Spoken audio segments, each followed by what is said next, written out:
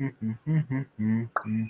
I'm gonna have to ask. Let's make it early today. I don't feel like going like 5 o'clock in the morning. 10 p.m. Yeah, that's when I got to bounce anyway. Yeah, But yeah, because I'm still organizing my house for Christmas. So I don't know about you guys, but it feels like TFCon happened like a month ago instead of like a week ago. This I is know, true. right? Yeah, I don't know why that is. It just does. But we were literally there last weekend. Are we live? We are. Yeah, we are. I guess we should say an intro, shouldn't we? It's what the TV people refer to as a cold opening. Yes. Oh, okay. So it's a cold opening, and I'm gonna drink my hot coffee. Here you go. Yeah. There you go. Anybody want to start? Hello to Kiara Gray. Uh, welcome to Frenzy Freestyle Sundays here at Children of Primus. Uh, as we said, we were at TFCon some fuzzy amount of time ago that seems farther away than it was. Mm-hmm. And a week later, we're all recovering. Kiara Gray says, "How are you today?" Um, Finally recovered a bit. I took 2 days off work post TFCon just to just to get over Really? it.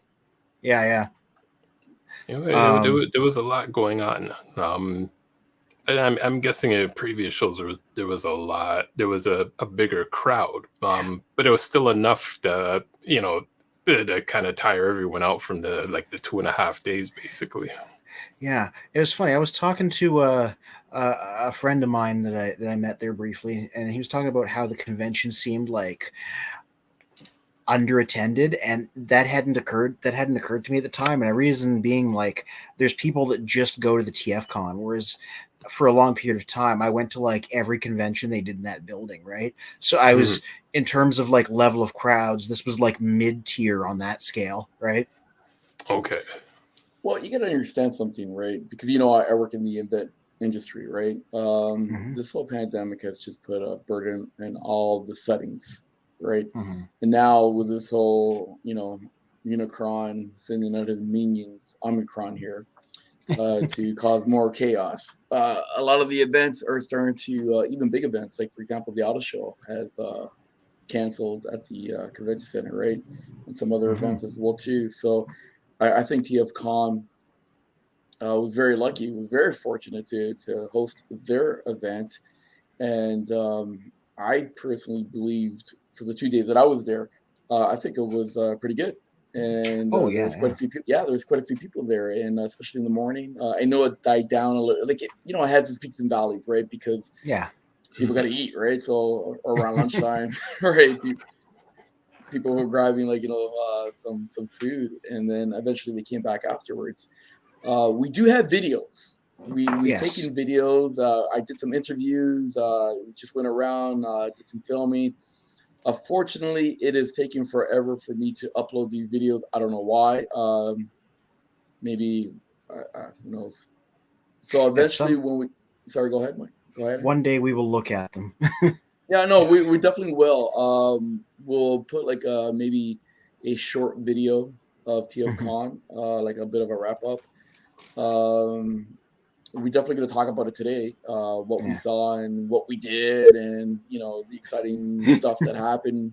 Yeah, yeah. Uh, And Kiara sorry, Gray says Transformers Autobots roll out. Optimus said hi.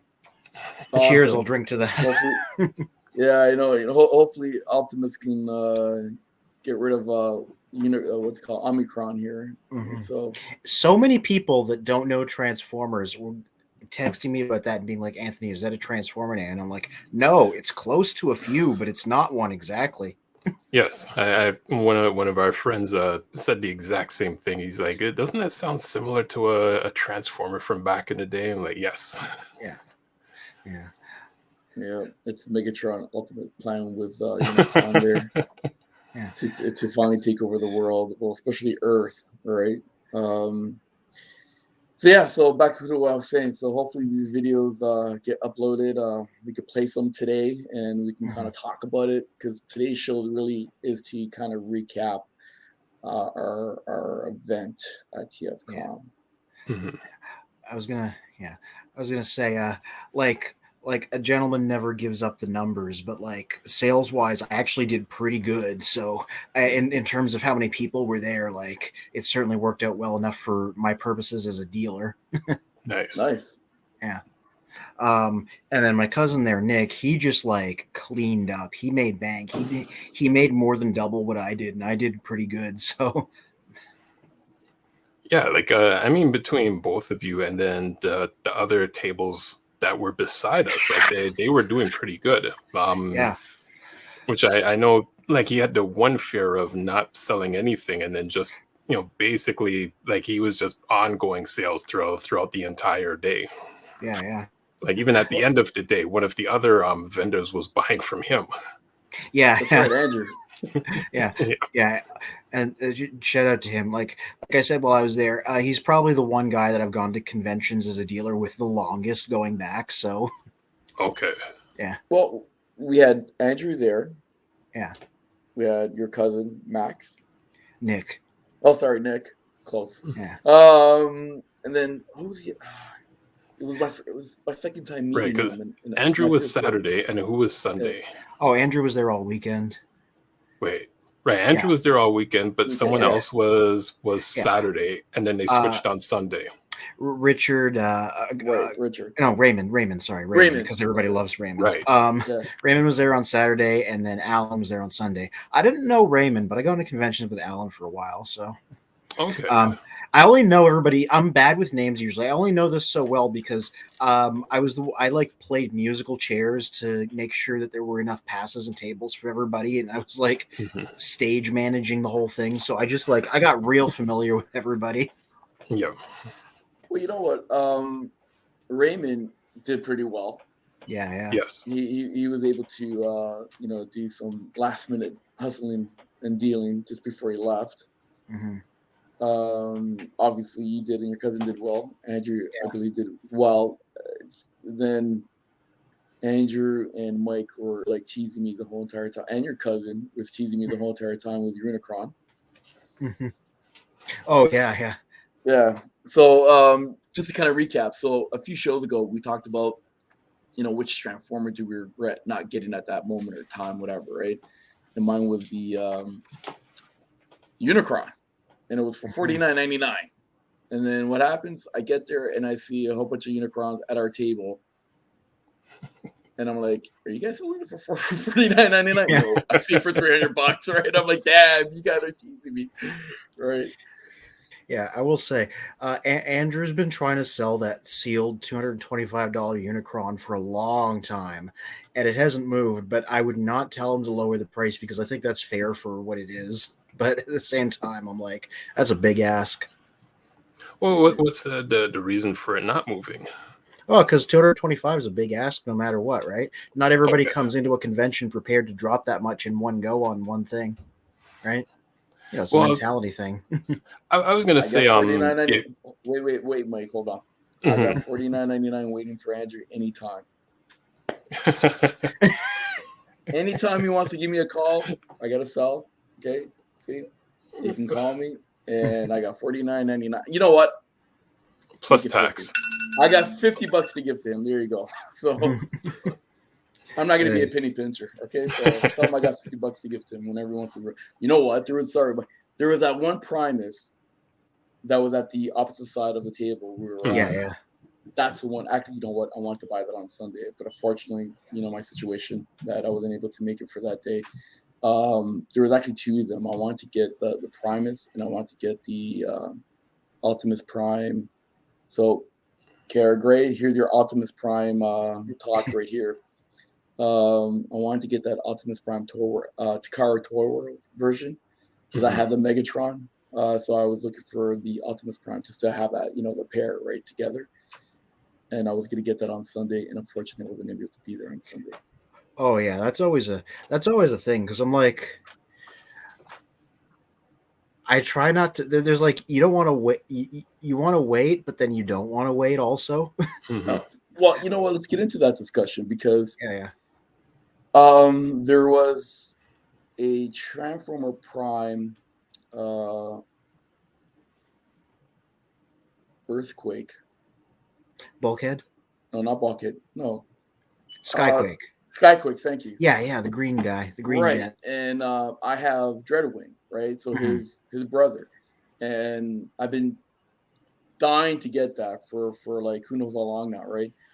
And I've been searching everywhere to get it. And the guy had it there on Friday, which I actually videotaped him, and I want to post that because he was such a gentleman as well.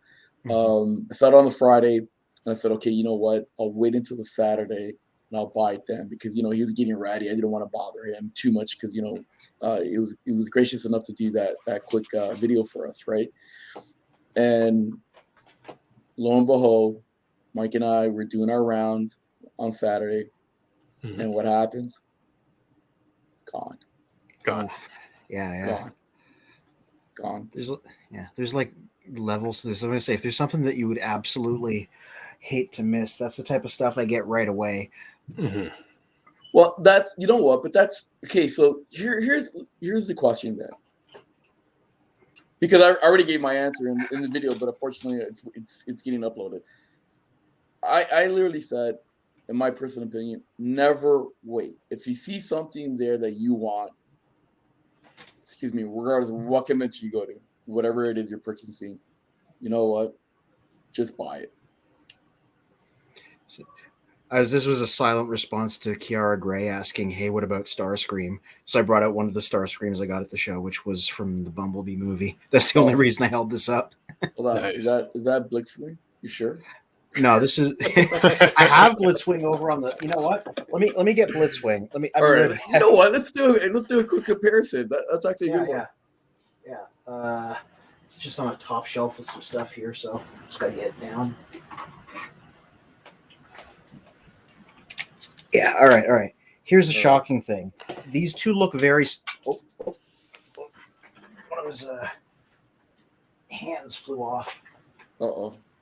No, I got it. It's a Voltron figure. Yep. He has an extra hand that he just stashes on his back so he can, make the spike in his hand that impaled Bumblebee's throat. Okay. Yeah, so Blitzwing is this. No, this is Starscream, and this is Blitzwing. And they look very similar, but the two figures don't even share a single part. You think they would, but they don't. Every little bit is different. I can't really tell the difference except for the paint color. Yeah. And the head sculpt. Yeah. Well, I mean, this guy changes into a Cybertronian jet, and this guy changes into an actual fighter jet. So they have totally different looking alternate modes, right? Oh, I get that, right? But the funny part is it's when you look at their robot mode, you can't really tell the difference. Yeah, and it's just this guy's got darker colors and has more like Earth jet things on him, and this guy's got brighter colors and more techie stuff. But yeah, like very similar. Gee, and then you wonder why people were confusing. Was that Starscream or Blitzwing? Yeah, but yeah, pick this guy up at the show. I didn't mean to distract. That was my silent reply. But so I was. Yeah, like you see, TFCON Skyquake is my hardest to find Transform Prime figure. Finally got him. Like, you want to sell him? Well, I know he wasn't common. He was in the final wave of the line, so that's why he was like hard to get. Yeah, he was really hard. Even what's called? I went to Big Bad Boy Store. Big Bad Toy Store. Big. Yeah, thank you. I went to Big Bad Toy Store, and there was literally like as soon as it came out, even the pre-orders, it was like completely like booked. Like I couldn't get anything. I was like, damn. And then that 1 second moment, I should have bought it. I should have told that guy, you know what? Don't worry about Friday. Like, don't worry about Saturday. I'm gonna buy it right now. I should have did that. And you know what? He even said it to me too. He goes, yeah, I remember you saying that. You should have bought it. I'm like, yeah. Yep, he reminded you. Yeah. So the more of the story is buy it. When you see something, if you're gonna buy it. Don't wait. Yeah. If you're gonna regret missing out on it, then that's the one that you get right away. That's how I look at it. Yep. Did you guys get anything for? Oh, sorry. Kara Gray is saying, what about TFP Starscream? Well, guess what? I have a little. Yeah. No, I was gonna say, well, guess what? I got Starscream, I got Skywarp, and I got Thundercracker, and they're all Takaras Mhm. from the Transformer Prime line. I was going to say, I can't go grab him because he's on the other end of the room, but I got the first edition deluxe one, though it's the American version. Yeah, Okay. I got all the Takara ones, and I also got the first edition as well too. I think we may have to go on a little bit of a Transformer Prime here discussion because it looks like it's going that way, but we'll wait. Did you guys buy anything? Oh, a bunch of things. Okay, so hold on. I'm gonna run upstairs because I only got 2 things, and I should have brought it downstairs. So before you show yours, wait, hold on. Let me stop there for a second before you show yours. I saw what direction that was going. Exactly. So I better stop there. Keep on talking about TFCON. I'll be right back, and plus I got an unboxing as well too. Okay. All right. Oh, cool. All right. Right back. Yeah. I was gonna say, I had a tangent. I was gonna say, I wish I'd gone to more panels, but the amount of sales I was making just kind of got away from me. Yeah, I mean, like if you're kind of tied to the table, it's hard to be at both places at once. Yeah, typically, I would just get somebody, often Andrew, because he's a bro, to cover for me while I would go see a panel. I just didn't feel like doing that, and I kind of regret that in hindsight because I'm like, buying and selling is one thing, but going to see the people is another thing. Did you go see the Transformers Prime episode with the commentary? I did see the commentary. Ooh, how was that? It was pretty good. I'm trying to backtrack everything within it, just since there was like so much going on in the weekend. But I mean, he did explain how in terms of the writing and the direction, he did go into detail with that. So I was just trying to recall exactly what he said with that episode. Yeah, that was a Flying Mind, right? The one where the Nemesis Trypticon's consciousness comes back to life inside it. Yes. Yeah. Give me a few minutes to recall everything on that panel. I was going to say the one that I did see was Matt McNally's second panel, which was about maintaining and repairing Transformers. And I've learned that there's a thing I need to get that every collector should have, and it's called a spudger. Right, a spudger. Yeah, and you use it for like electrical work. Oh, you good? Yeah, she's good. You use it for electrical work, supposedly, but it's a little vinyl thing you can use to pry bits of figures apart if you can't get them apart. It helps, with like little thin panels and things. Mm-hmm. I also learned how to like clean figures and things like that. It was really interesting, like actually informative. I took notes on my phone during it, so nice. Well, I was gonna say, I mean, in terms of the newer figures compared to G1, I would assume newer figures are a bit more delicate to really take apart and and like do any terms of adjustments. Whereas like at least with G1, you've got like miniature screws and pins, which is the majority of what the figures were based on. I was gonna say, the Diaclone boys were fragile. I know that because I used to have a few of them. It's the Micromans and the 86ers that are like the durable ones. At least that's been my experience. Right. So what am I jumping in here? Well, whenever you want, if you got something to show. Were we just talking? So maybe I can comment on I was talking about how the second panel I went to was about repairing and maintaining figures and how everybody should get a spudger and relative durability of stuff. Duct tape and glue. I would do not duct tape your figures. I would not recommend that. What, duct tape, crazy glue? You know what? I kid you not. You know what I had to do? Trailbreaker, the G1 figure. Yes. Yeah. Okay. Mike, you have it, right? Oh yeah. Okay. You know that piece that connects his head in his back towards the body? Yes. There's that pin. Do you know how many times I've lost that pin and I had to put a paper clip in there as a replacement? Paperclip safety pin. But I mean that would mean like wherever that pin was sitting became pretty loose because usually the pins are kind of are kind of locked into place. Not mine. Mine was like simply slide in, slide out, slide in, and then eventually I lost it, and I had to put in like a paper clip. Okay, Right. hey, paperclip works. Oh yeah. It's like I said, the Diaclone guys were fragile for G1 figures. Mm-hmm. Crazy. All right. So what'd you get, Anthony? Oh, okay. Gosh, a few things. Let me talk about these. Okay, so I already showed Bumblebee movie Starscream. Okay. I'm a little bit behind on these guys, so this was a case of me getting something that wasn't on shelves anywhere anymore. So, Right. That's a good thing you can do at TFCON. You get to backtrack a bit if you missed mainstream things. Mm-hmm. I got a weird old one. This is Hubcap from Hunt for the Decepticons, which was the movie line in between Revenge of the Fallen and Dark of the Moon, because I'm sort of trying to get all the hubcaps because first Transformer and everything. Right. He's really nifty. He changes into like an old timey, like fancy hot rod coupe. Or Hold on. Wait a minute. Can I interrupt you 1 second? yeah, What do you mean first Transformer? hubcap, G2 hubcap. Explain, elaborate, because I'm a little confused. Are you saying Hubcap was the first actual Transformer made? Like, No, the first one I got. oh, your first one you got. Oh, okay.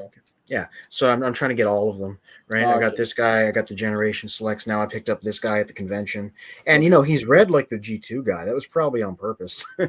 Okay. Yeah, he changes into a little old-fashioned car. I continued my getting some Kingdom guys. Next one is Waspinator.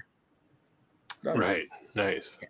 Okay, did you like that one more than the Thrilling 31? I don't have the Thrilling 31, so I can't comment. Never mind. Yeah. I skipped it at the time because I had the original, and I still do, but this one seems like a bit more of an upgrade. Okay. And I'm continuing getting the 86 movie guys. This is Studio Series Scourge. Oh, nice. Yeah. Right. I remember the conversation, the difference between the Scourge and the Sweep. Yeah. Literally the only difference, they did a sweep as well, and it's just a slightly brighter shade of blue that's a little bit more toy accurate as opposed to animation accurate. So, and that's like the only major difference. So it's just which blue do you like better? I couldn't decide, so I just went with the one that said Scourge on the box. Yeah. And then this was a couple things. Andrew got me this tiny little core class Soundwave as a little gift for managing all the tables. Once again, shadows. Nice. This guy is really neat. He's very small. He changes into the tape player. He even has a little laser beak cassette in his chest. Yeah, I might go in on more of these now. This is the only one of these little guys I got, but they did Optimus, Megatron, Starscream, like the usual suspects. So wait a minute, that one actually transformed? Yeah. Changes into a little cassette player. I could probably just do that right quick because it's pretty much just the G1 transformation, right? And what line is that called? This is Transformers Kingdom. This is the Beast Wars line. They're doing these as little guys, within the line itself. Oh, interesting. I didn't know that. Yeah. They got. I thought that was their part of the red line, the Transformer red line. No. These are. Wow. Okay. You know what? I like the little ones. Yeah. Just figuring out how to do his feet. Oh, there we go.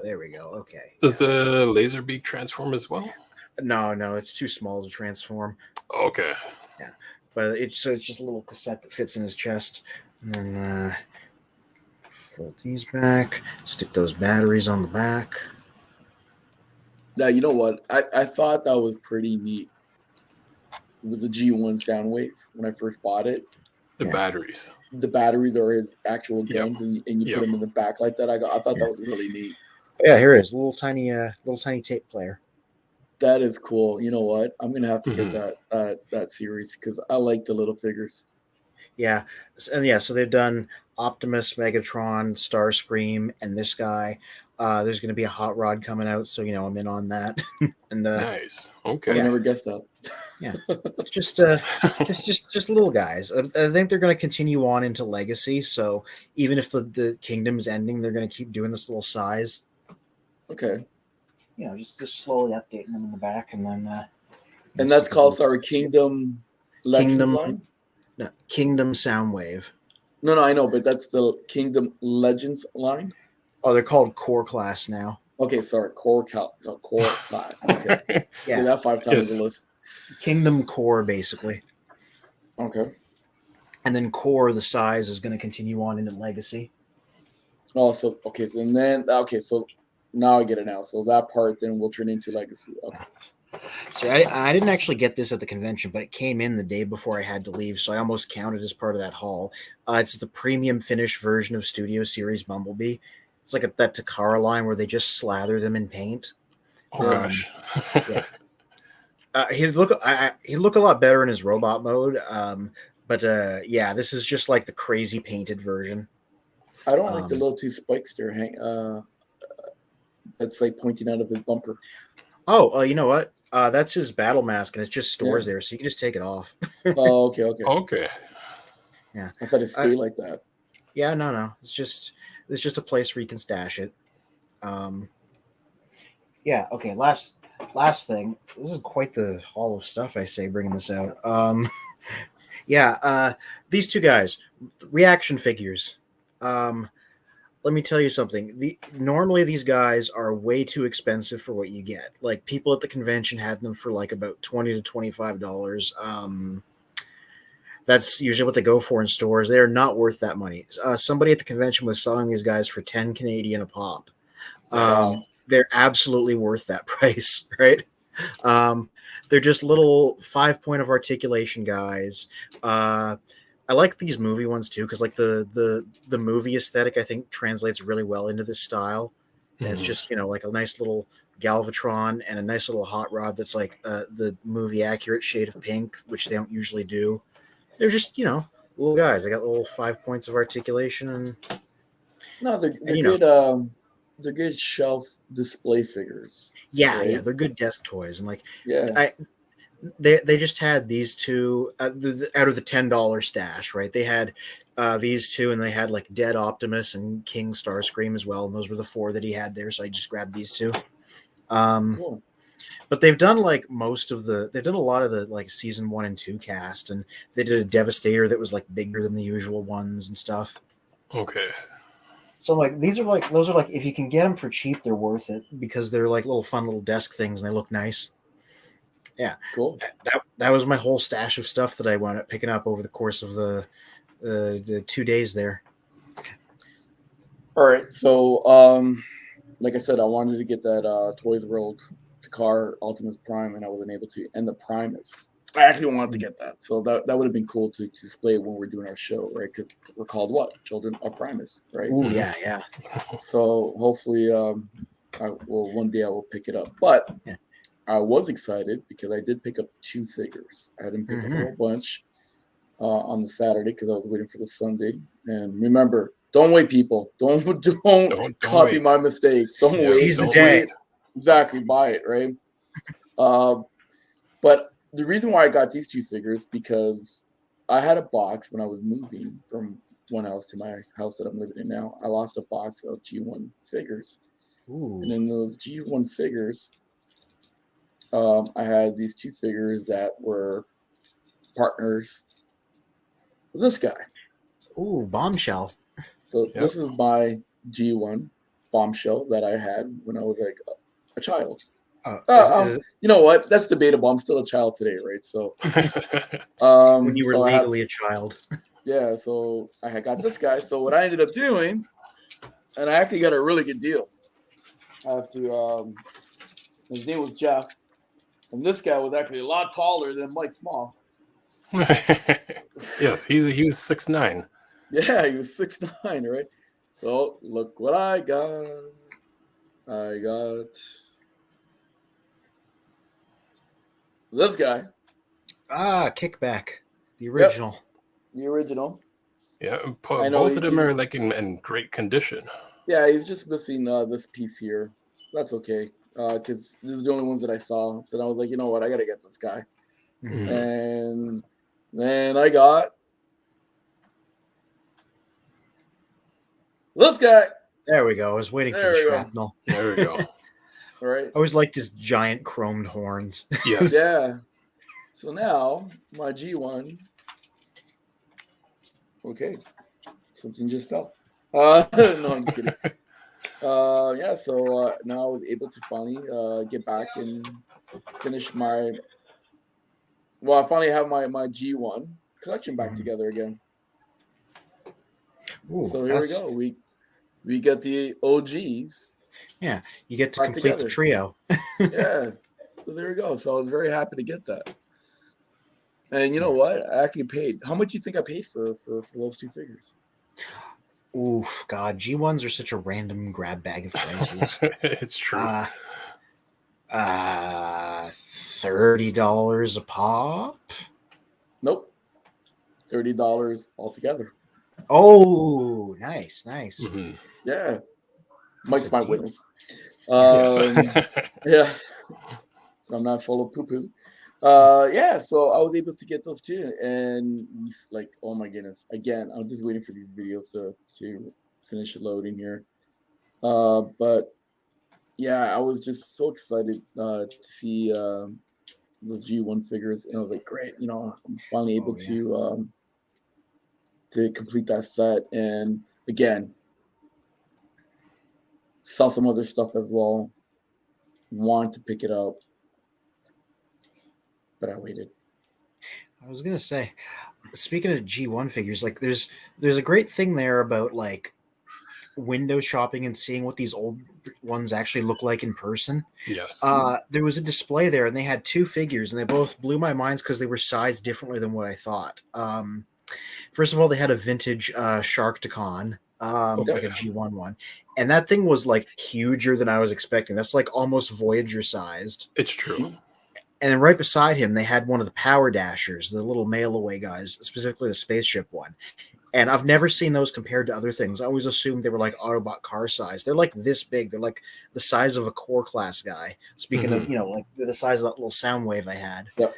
And seeing both of them and seeing what they were actually like sized was like a little bit mind blowing. Yeah. And well, I remember this got bought. I don't know what it cost, but on Friday when we were setting up, somebody had a G1 Starsaber just out of box, just on a shelf full of rarities. And I was like, I've never seen one of those before. There it is in the same space as me. Nice. You know what? It brought back a lot of like. I could probably say the same thing from like, but we saw a lot of G1s, and it brought back a lot of memories. I was like, oh my god, I remember this. I remember that guy. I had that guy. That was part of my box that I lost, right? And I was like, oh my goodness, if I had won the Lotterio, I'll be honest with you, I would have bought everything. Yeah, it's true. Like seeing all of those G1s in the same place. But the one thing is, between everyone whoever had a stack of G1 toys, it's like there's always a certain character that no one has, or maybe one person had that character, but you never see them next to like a bunch of other characters. Seeing Metroplex and Fortress Maximus on the same table. Yep. That's something that in 30, almost 40 years, never seen that. And it's like now seeing it, I'm like, the size comparison is it's insane between the two. Fortress Maximus is the size of a human baby. Yes. It is. It was funny because I'm glad Mike brought that up, because we also, when we're doing our walk again, what did we saw? We saw another Fortress Maximus next to his counterpart, which is Scorponaut. Right. And where was Scorponaut in size wise? Like Scorponaut size wise is like about like just slightly taller than Metroplex. So again, just the size is completely off. Yeah, it was weird, right? Because like you figure, like, it's funny because when you were smaller and you had these figures, like everything. I guess maybe because we were small too, right? Well, except for you, Mike. We were small, right? And we just remember, I don't know, like some of these figures, I don't probably like being the same size, or as we get older, because we kind of forget, right? And then like here's another example. I saw a Grimlock there, right? Like a G1 Grimlock. A G1 Grimlock. Oh, and it was actually going for $131. It had all the parts too, so besides the box. And I was looking at it, and I was like, I remember it being that small. I remember actually, like, I thought it was actually bigger. It's like I have like the Grimlocks that I have now are much bigger than the original Grimlock, the G1 Grimlock. And I was like, wow, okay, I don't recall it being that small, right? It's like the size of an Autobot car, just straight up, instead of bigger than that. Yeah, because I've seen them a few times. I was gonna say that. There's another one I saw on Friday, and I was like, I'm not gonna get this, but I'm gonna stare longingly. Somebody had like a complete Generation 2 Bruticus, so with the crazy camo on him. And because I'm a weirdo that likes G2, I'm like, oof. And it was like $350 for like the whole thing, but it was like it's complete, all the accessories. Here are the packages as well.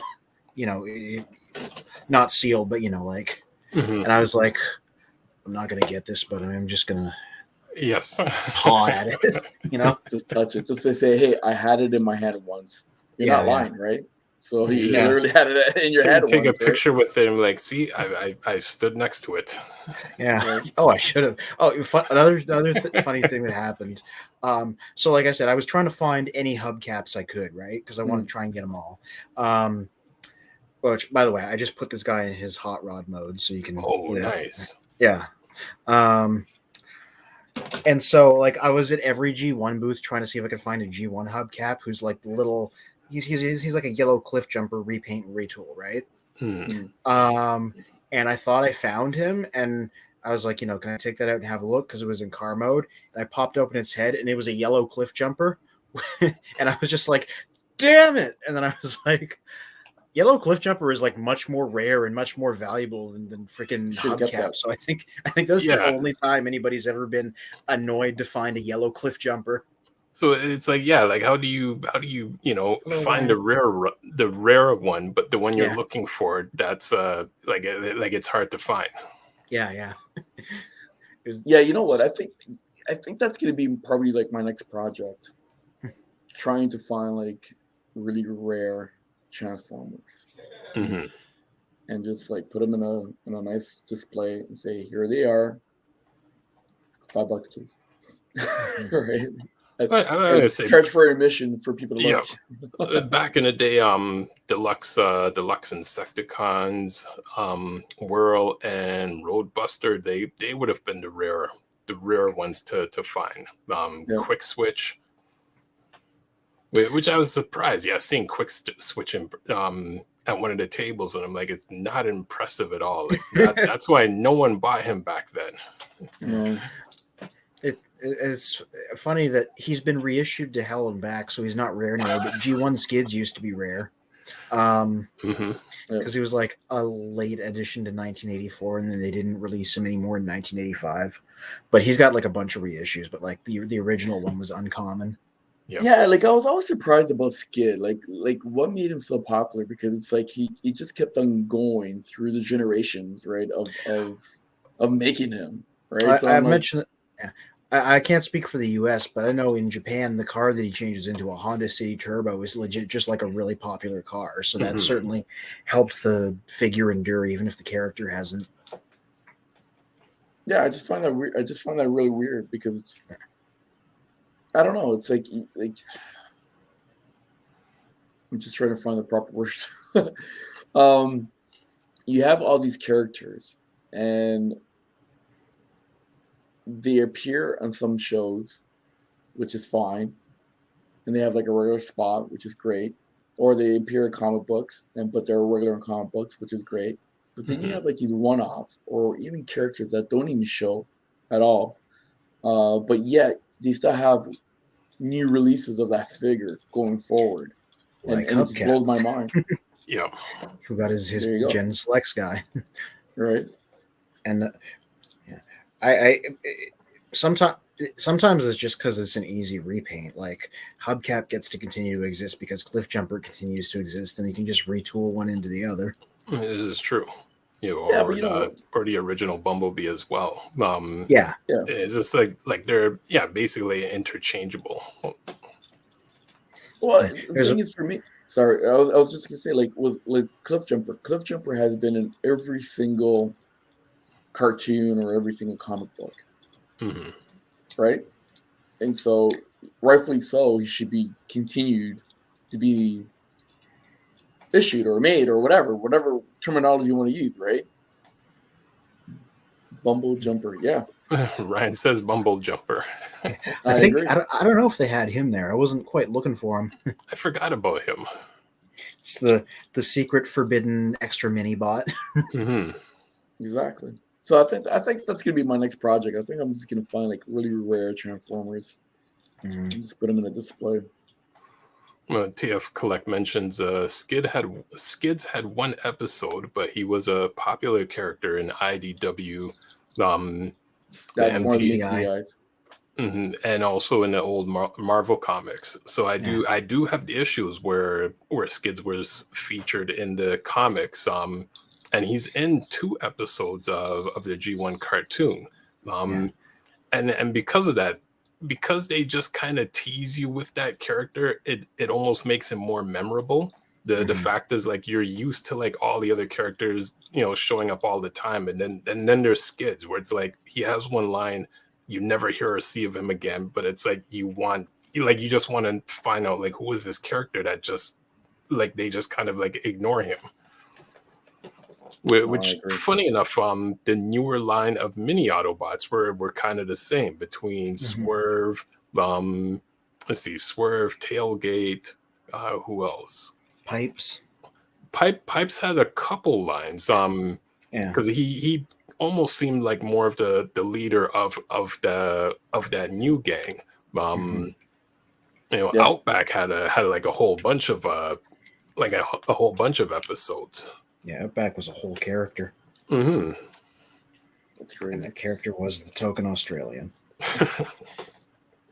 So, what do you guys take? I guess I don't want to say wrap up TFCON, but what do you guys? I guess.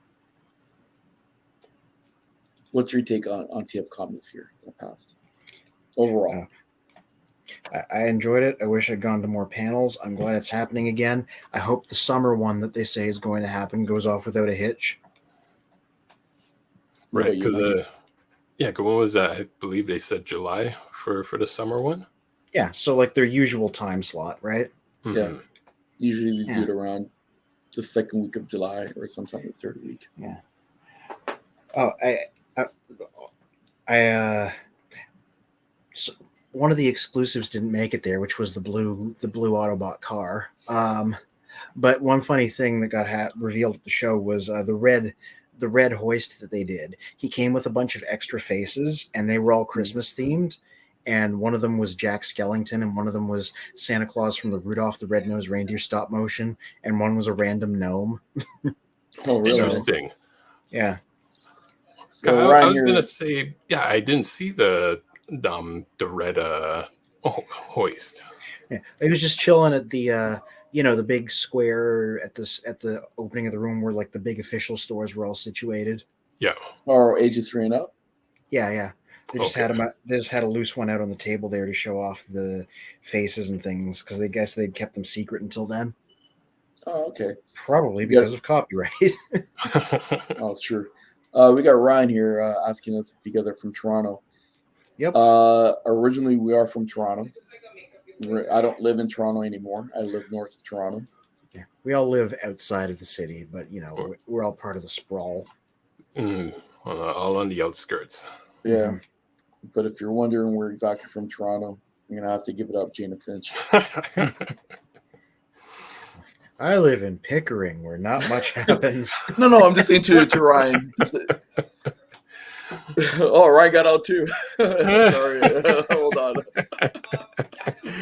Hold on, let's show this one. Oh, I got on too. Look at that. All right, another Gina Fincher. I love it. He's a Thornhill. Ryan is representing Thornhill. So we right. were kind of covering the northern and the east. Well, yeah, in the east, no one's representing for the west, even though we're from the west.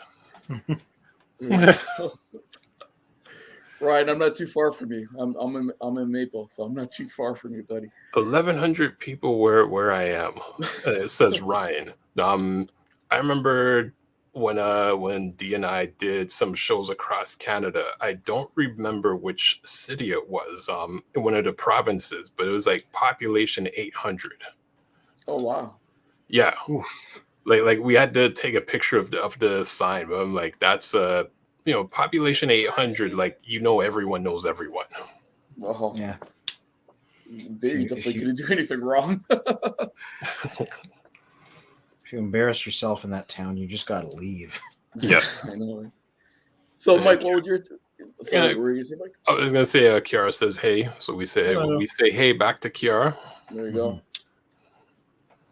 Oh, we got another comment here from Ryan.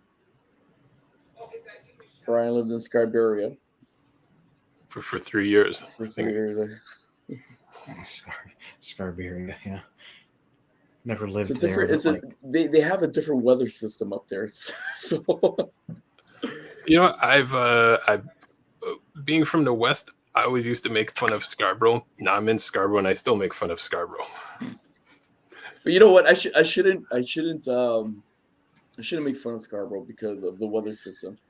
Because anything past Highway 7, right? We have our own weather system as well too, man. So because I'm closer to the lake, so certain certain weather that certain times when you guys get hit with with the extreme weather, it's a bit milder for us. Exactly. It's weird because whenever I pass Highway 7, like going towards Steeles, like in my neck of the wood, it would be like snow galore, like mountains of snow. And then as soon as I get past Steeles, it's like completely green. And I'm like, what the hell? Like, it's like this. I live right beside. No, but the funny part, people are going to think, what does this have to do with Transformer? Well, the transformation from going from, one weather that was a nice play. Weather, right? That was a nice play. It's crazy. So Kara is from BC, Barnaby, BC. All right, we're representing the West Coast. That's does awesome. This mean, if you're a friend of ours, does this mean we can call you our BC bud? There nice.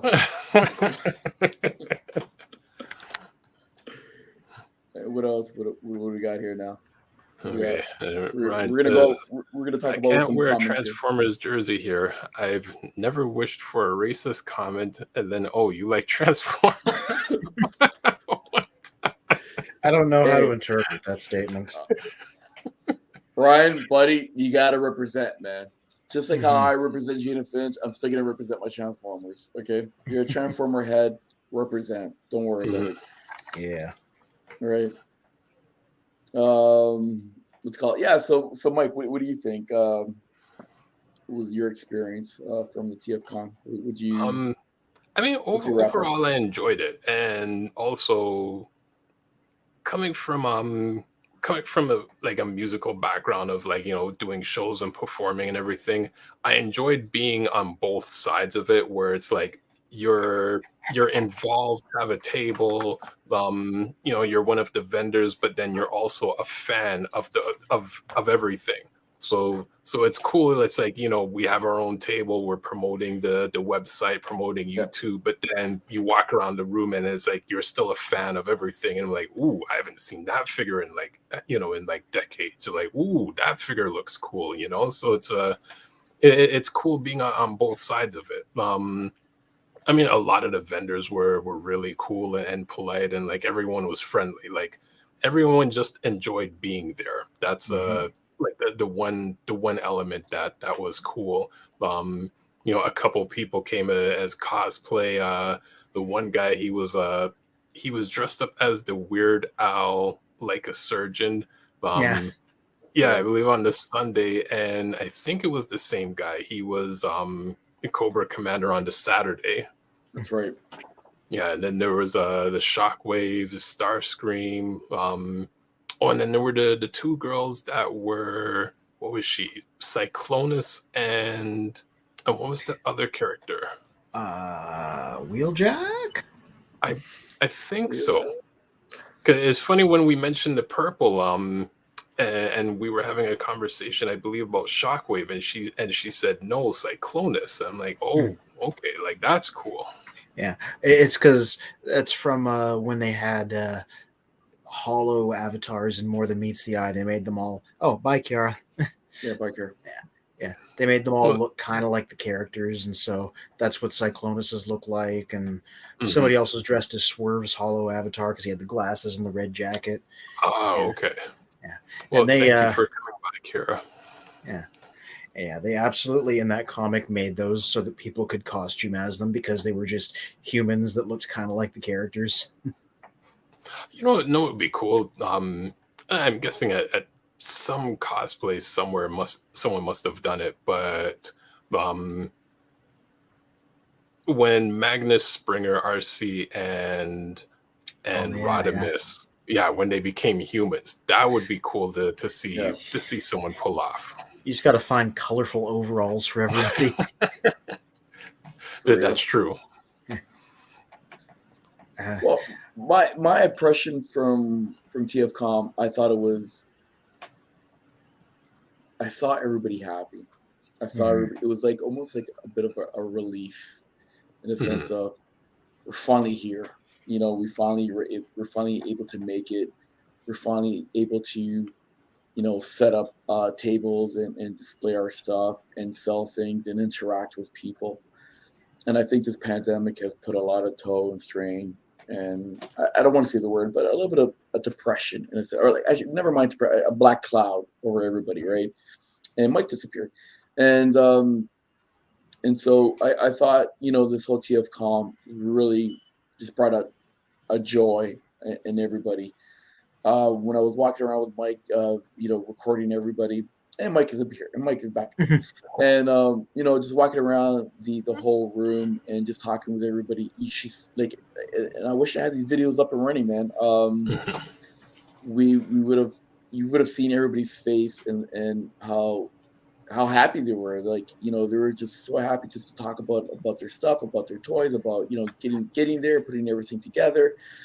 I had a really cool interaction with Boris from ages 3 and up, and I kind of wanted to wait to play that video after, right, like today, but unfortunately this Google Drive thing is just driving me nuts, uploading things. So I am Google going to driving you nuts. Yeah, Google's driving me nuts. There you go. So I was really This show happy. is just full of metaphors. Yeah.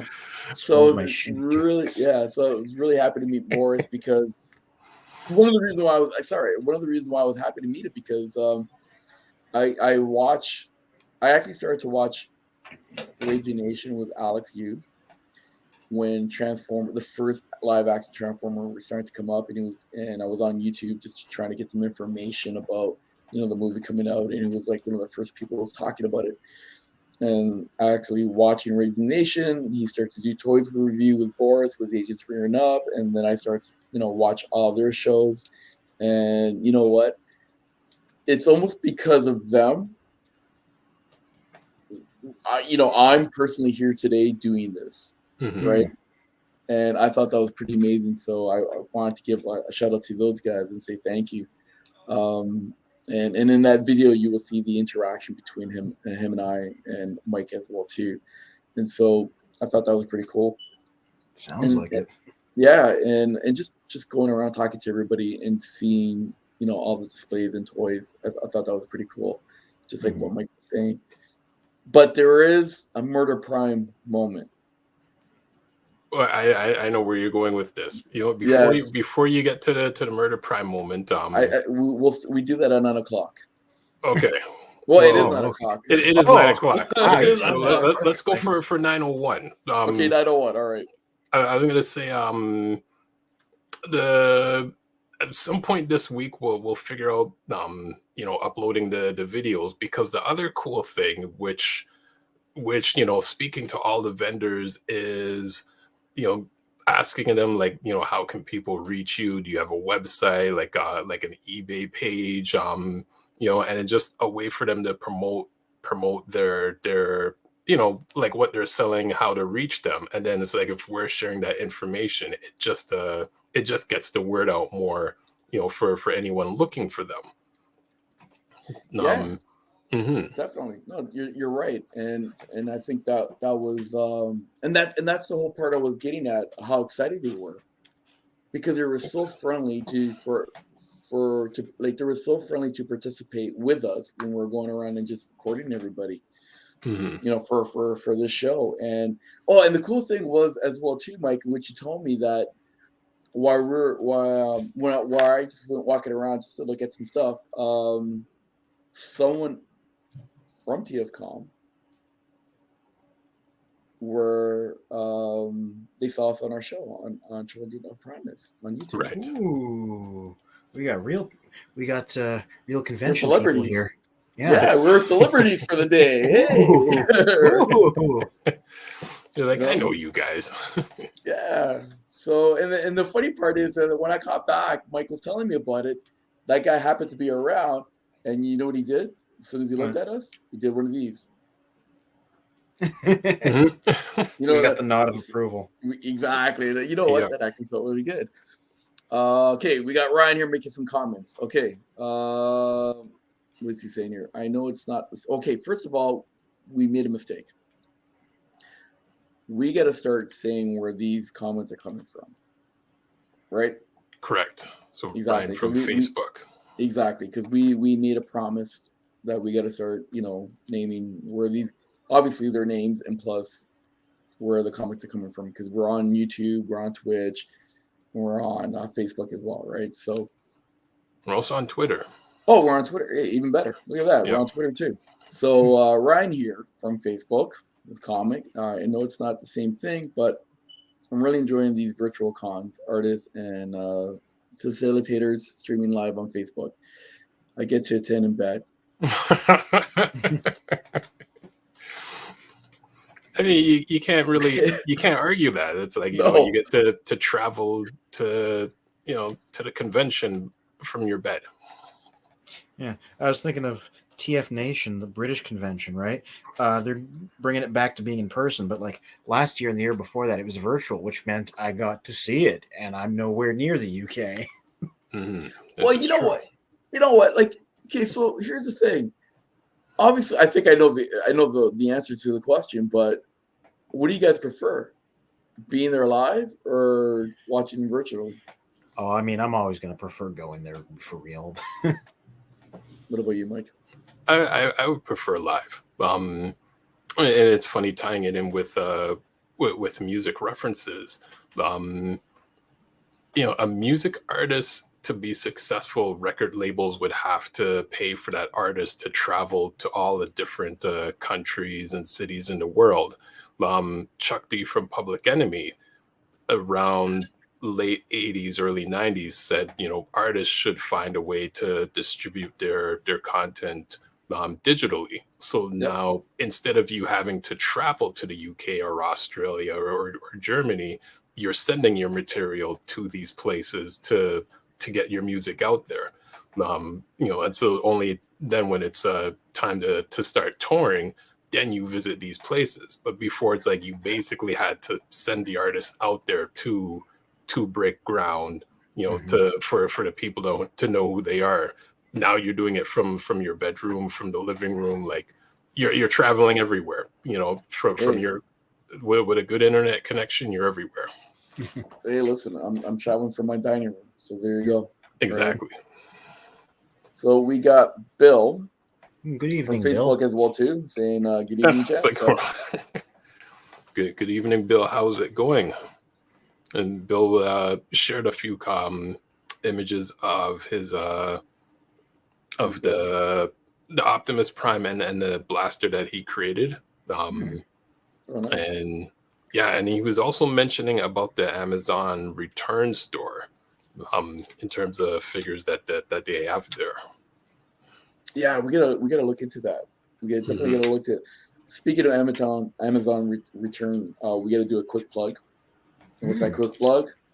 ChildrenOfPrimus.com. If you got any figures, you got any comic books, you got video games, you got, I don't know, even GoBots. You want to sell them or you want to buy them? We have a classified section on ChildrenOfPrimus.com. You can post it there for free. You can do whatever you want. It's free. Use it, abuse it, have fun with it. And on top of it, hold on, Anthony, I'm getting to you. And on top of it, we have a guy named Anthony on this panel that does a lot of reviews.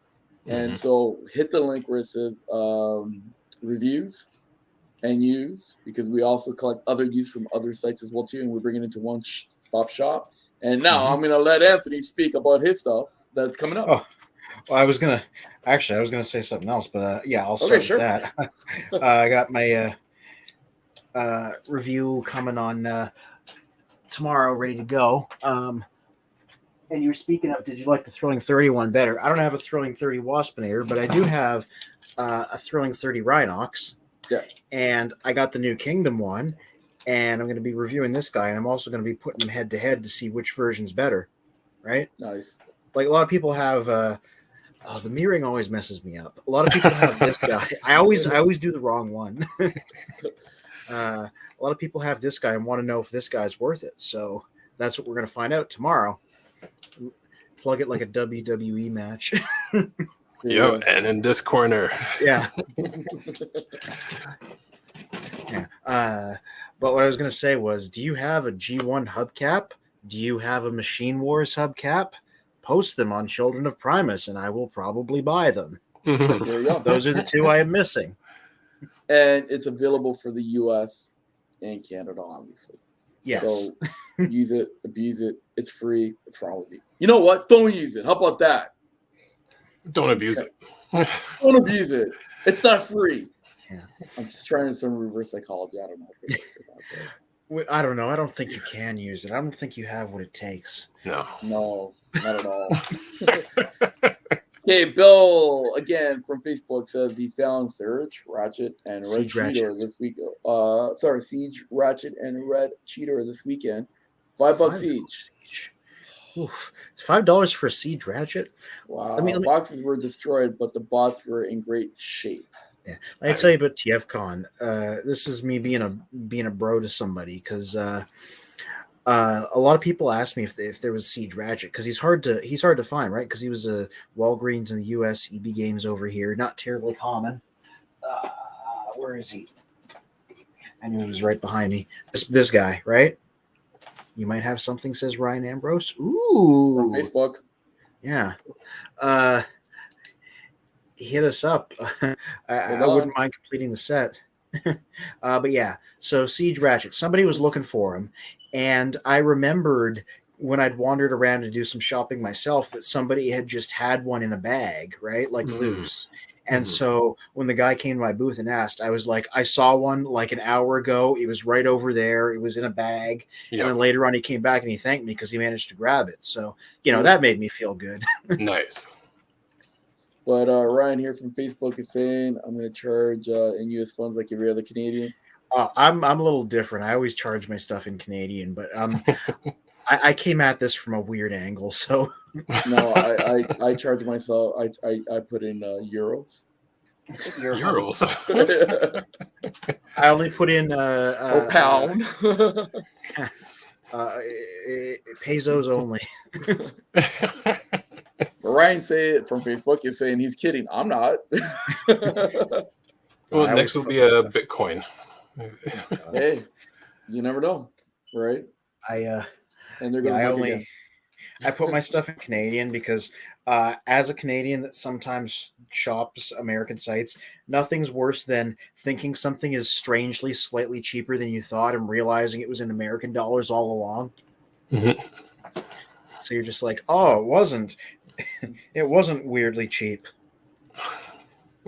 But you want to know something? Here's the thing. Every time that I've gone to big bad toy store, Man, I've been giving them a lot of plugs lately.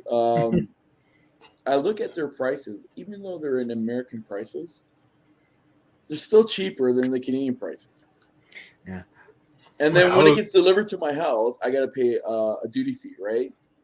And again, once you add all that stuff up, it's still cheaper. Hold on. So so they charge in American, but then after you convert it to Canadian, it's still less than what the Canadians are charging. Yep. That's insane.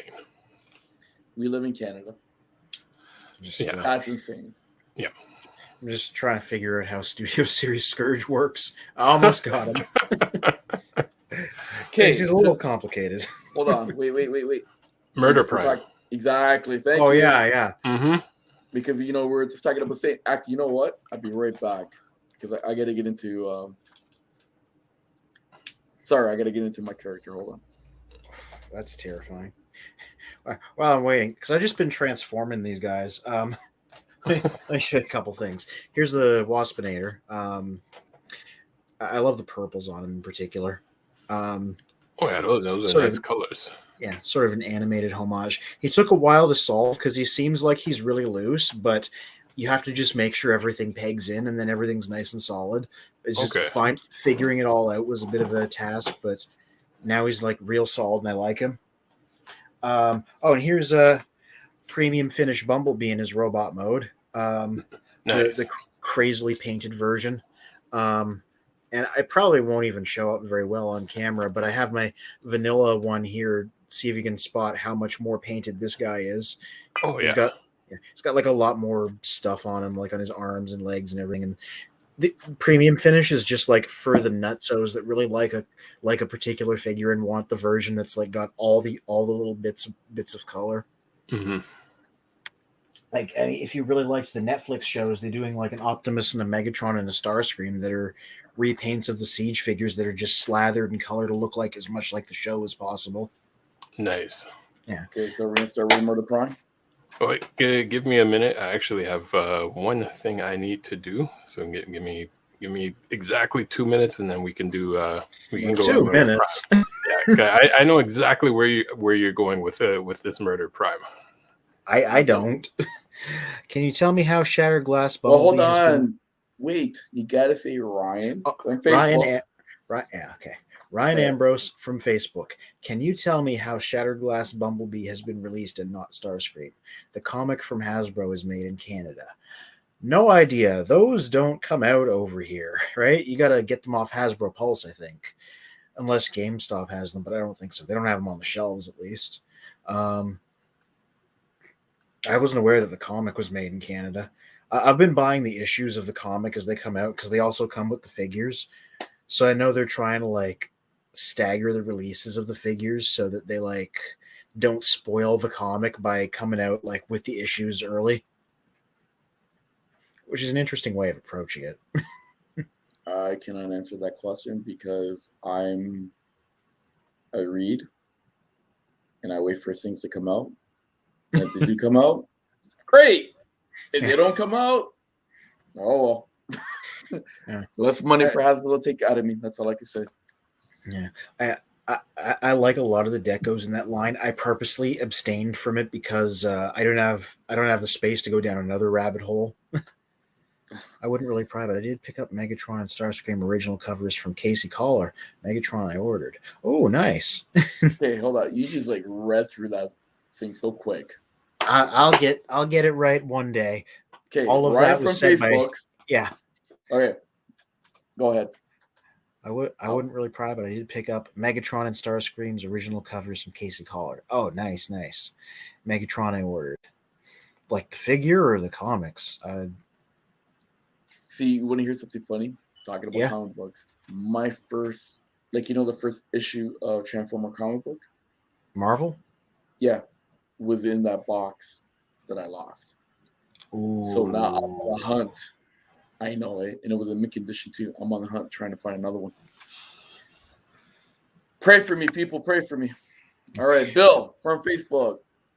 I already have my Shattered Glass Starscream. Gee, where? From Amazon Return? Got him a couple of months ago from Big Bad Toy Store. You know what? Another guy. Big Bad Toy Stores is getting a lot of free plugs today, man. Yeah. Wow. If you guys ever want to sponsor, we're here. Yeah, I mean, we're plugging them enough. They should. Send us a free transformer every month. Oh yeah. You don't even For have to review. pay us. Just send us a free reviewing. transformer every month. For reviewing. And that transformer has to be each, meaning me, Michael, and Anthony to review. Yeah, like straight up. If you're trying to, if you got a hot new item coming out and you want to send me a loaner copy to review, I'll do that. I would love doing that. Yeah, it will. Mondays for Monday reviews on the website.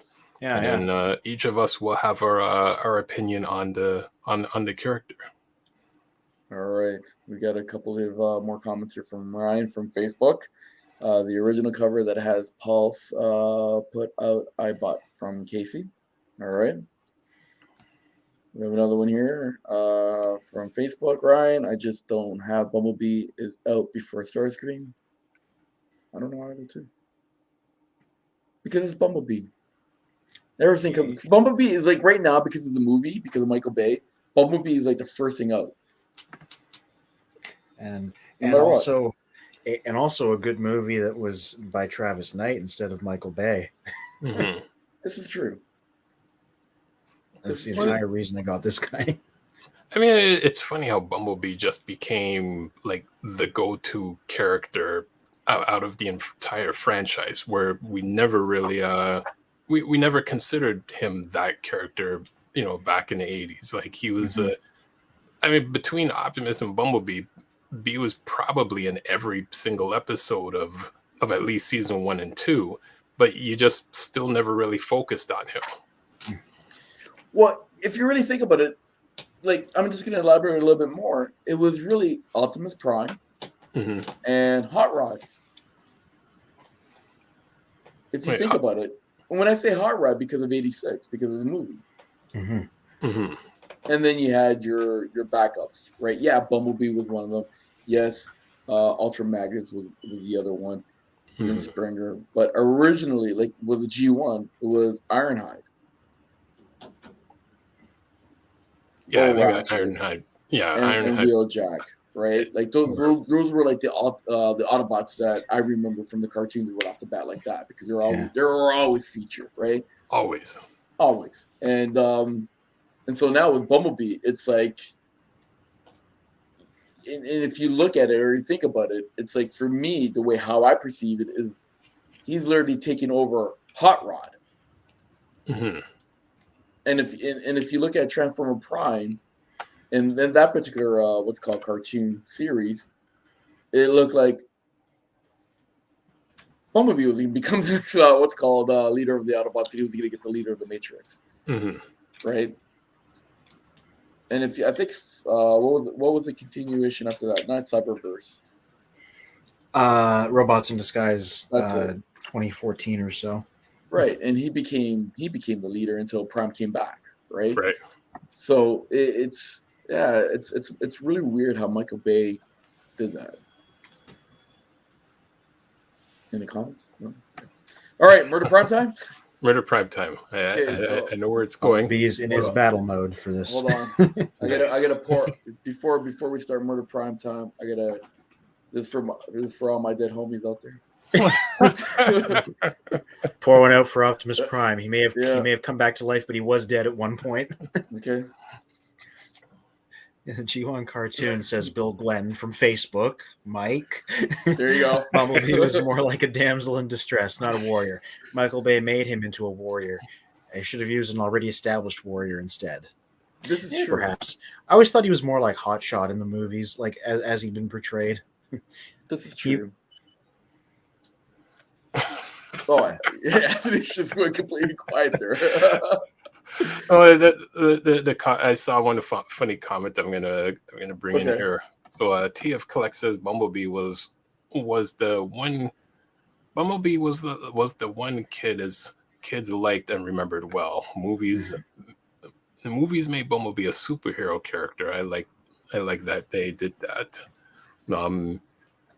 Why? How? Because Shia LaBeouf every 2 seconds was saying, "Beep!" Holy crow, man! Every 2 seconds, "Beep!" Well, there's Ryan from Facebook says, "Do you guys remember people saying in 2007 Michael Bay killed my childhood?" I remember them saying worse things than that, but yeah. Yeah. I recall that comment just going around everywhere, and everyone's just like, "Oh, he killed my childhood." I'm like, you can't kill someone's childhood. Like, Yeah. your memories Even at the are time. always your memories. Like whatever variation they come out with now, like You know what? I've critiqued movies, right?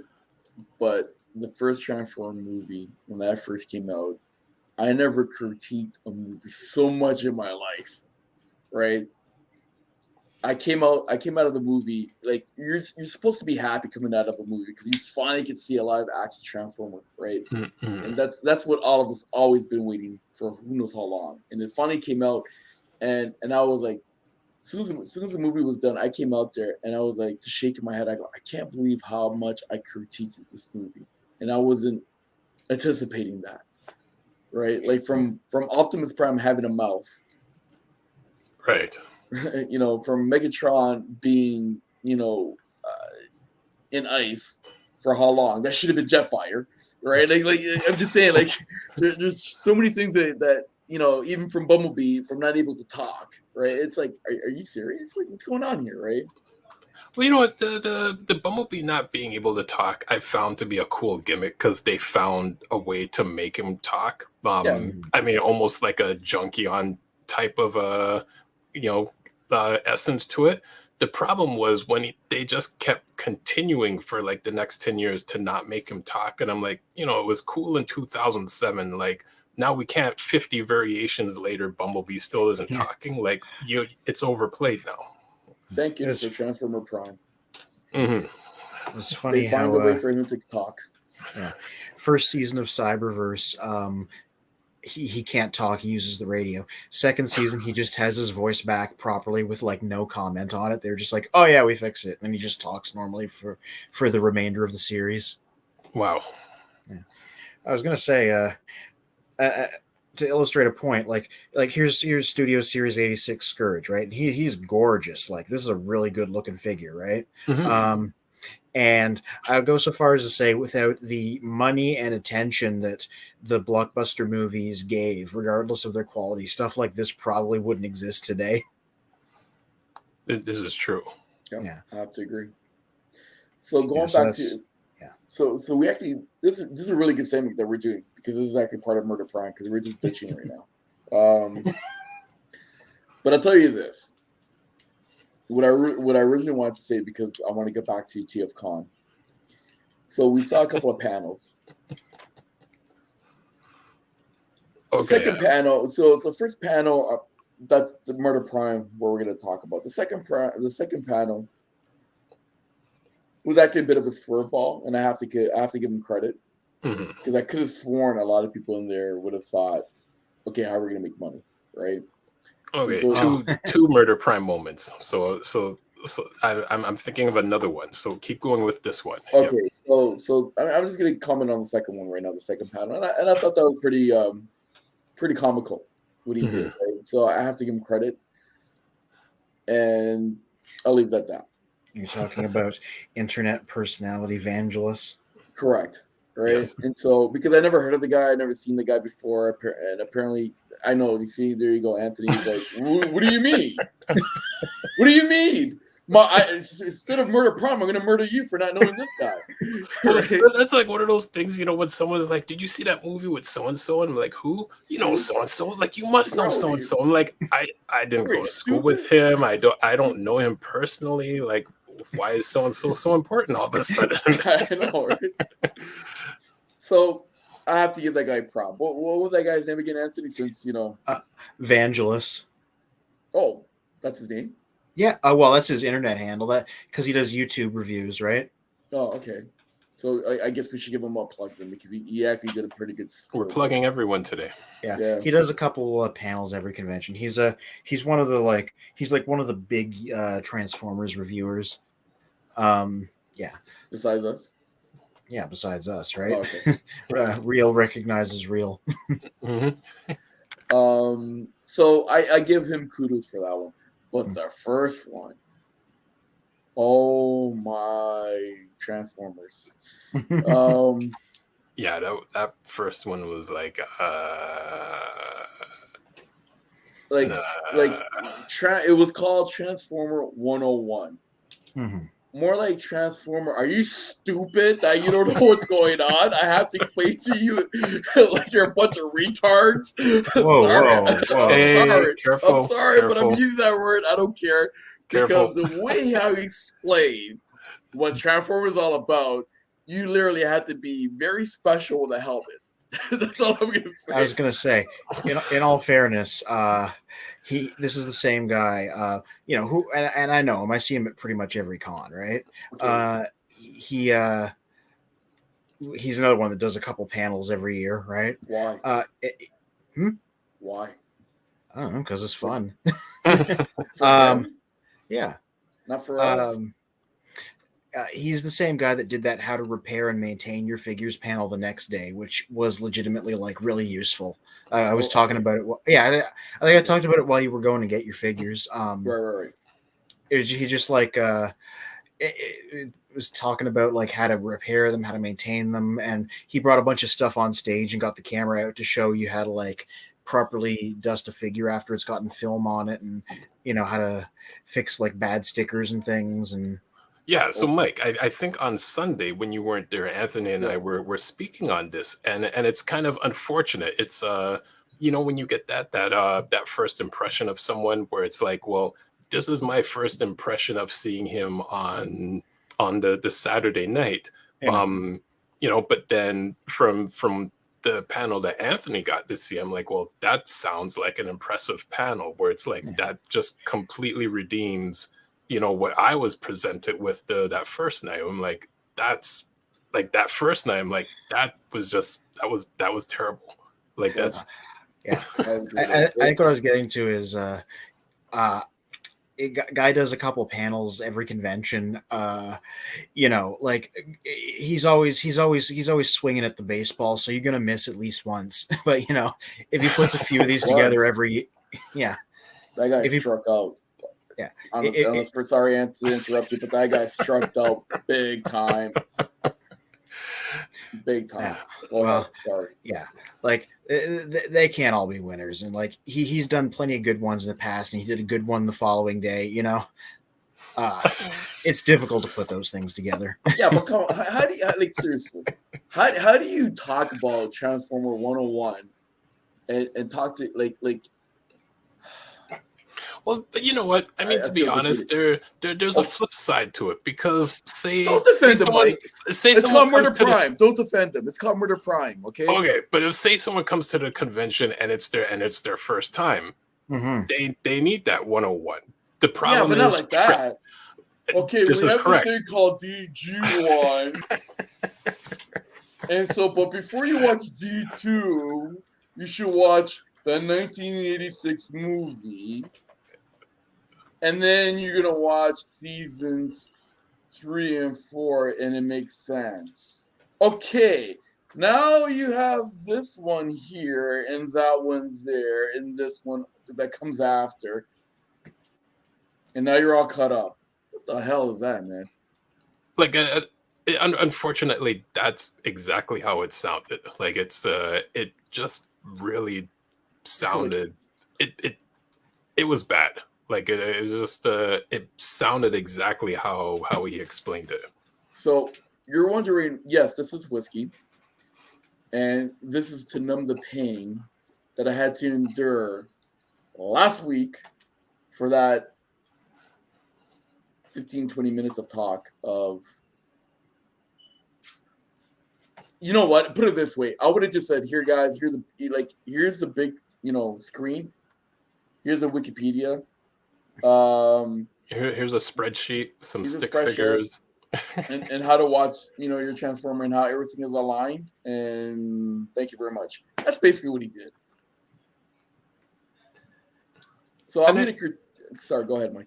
I was going to say it's unfortunate because when you have, you would assume it's like, okay, you're giving the basics, and it's like, okay, you want to make sure that out of like the whatever steps, you want to make sure that when you have all of the steps there, so you're not missing anything, but then you're knowledgeable within each step, where it's like, okay, here's step one, here's all the details within it, here's what to look for, this and that.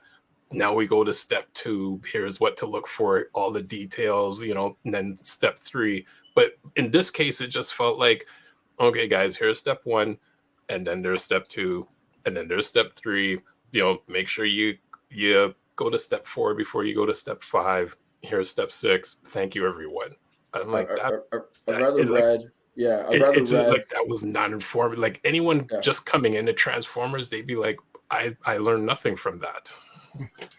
I'd rather have read instruction books or instruction pamphlet from IKEA.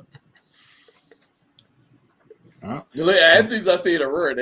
He's like, I'm not into it. Like, I got nothing to do with this. I just like, I know the guy. Well, I don't, and that's my first impression. And I hate saying, yeah, you're right, Ryan from Facebook. I'm not really a doctor, but I play one on TV. That's exactly what it was. And that's my only Murder Prime moment about TFCON. I'm sorry. I'm going to be the true Canadian, say I'm sorry. Okay, that was the only low point. If I had been the CEO of that, I would have said, listen, buddy, people are back. They're happy. They're thrilled. Let's get them motivated. Let's make this funny. Let's talk about all the different seasons and how they all, align together and stuff like that. Whatever, just don't bore the shit out of them, okay? They've been bored at home for so long. I don't know, drinking, and then you're gonna come with this shit, and then and talk about it. No, but let's not do that, okay? But that's what happened. That's my moment. You know what? Moment, it's I'm sticking to it.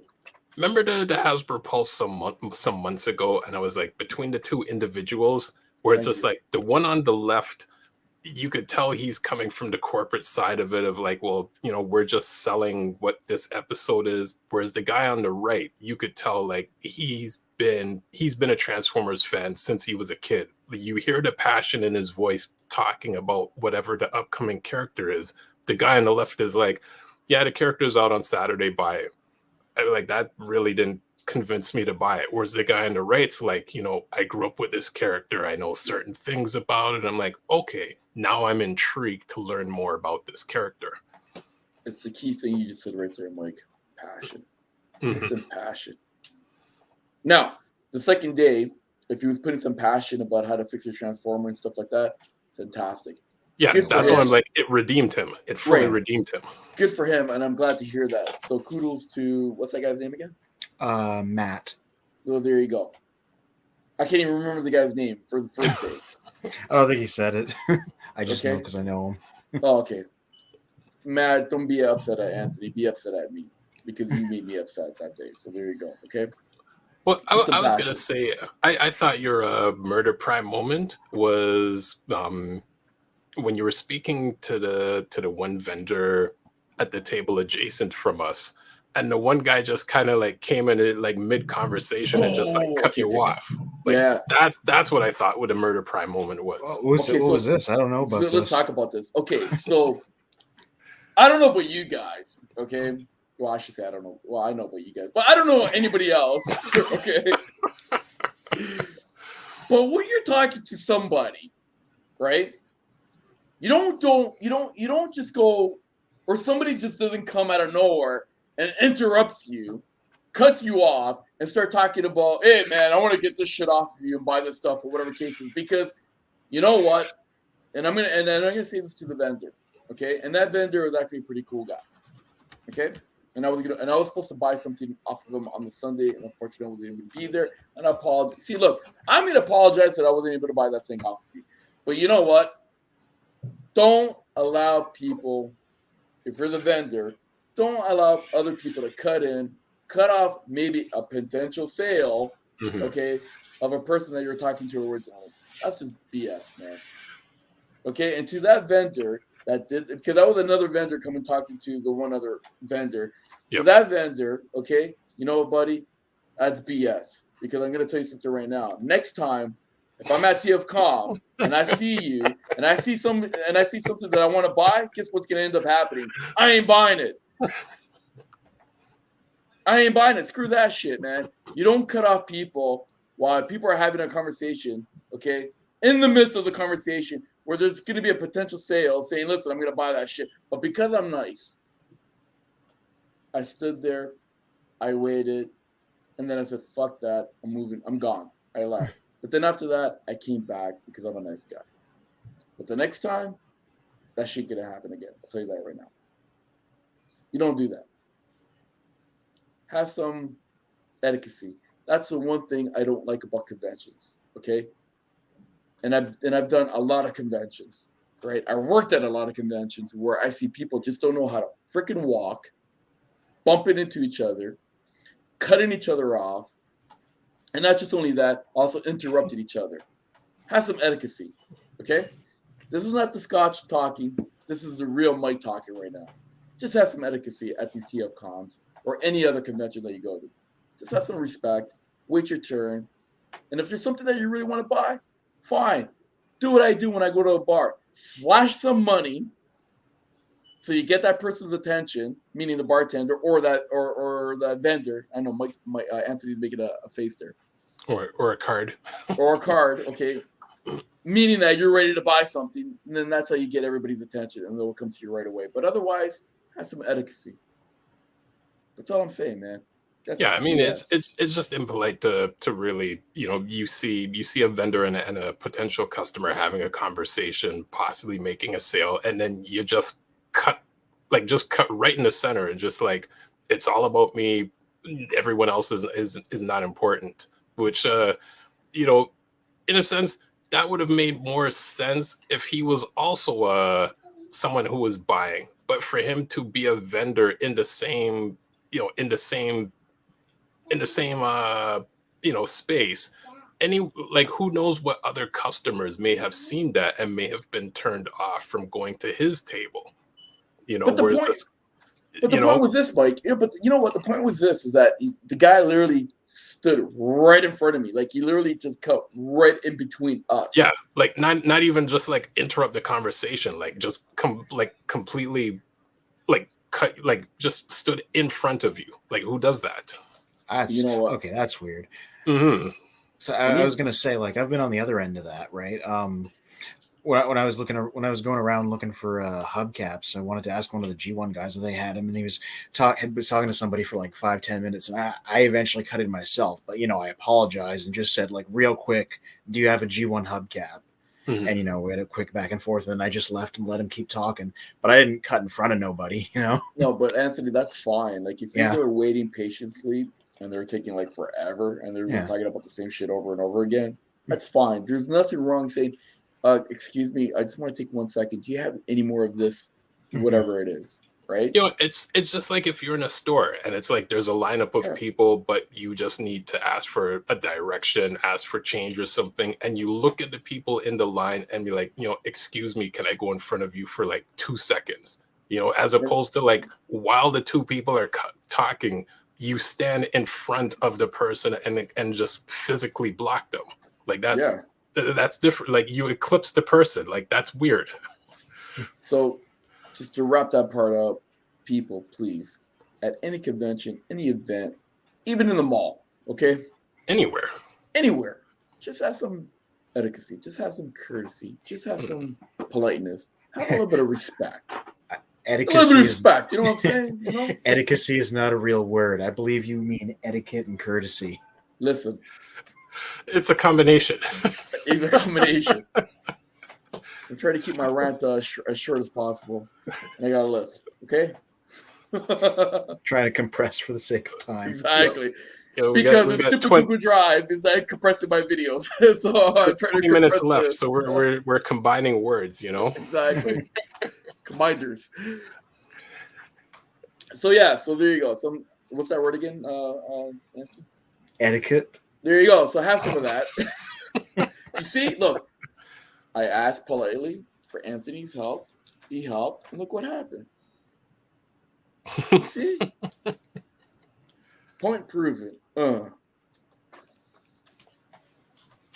Anyways, got how many minutes we got left here?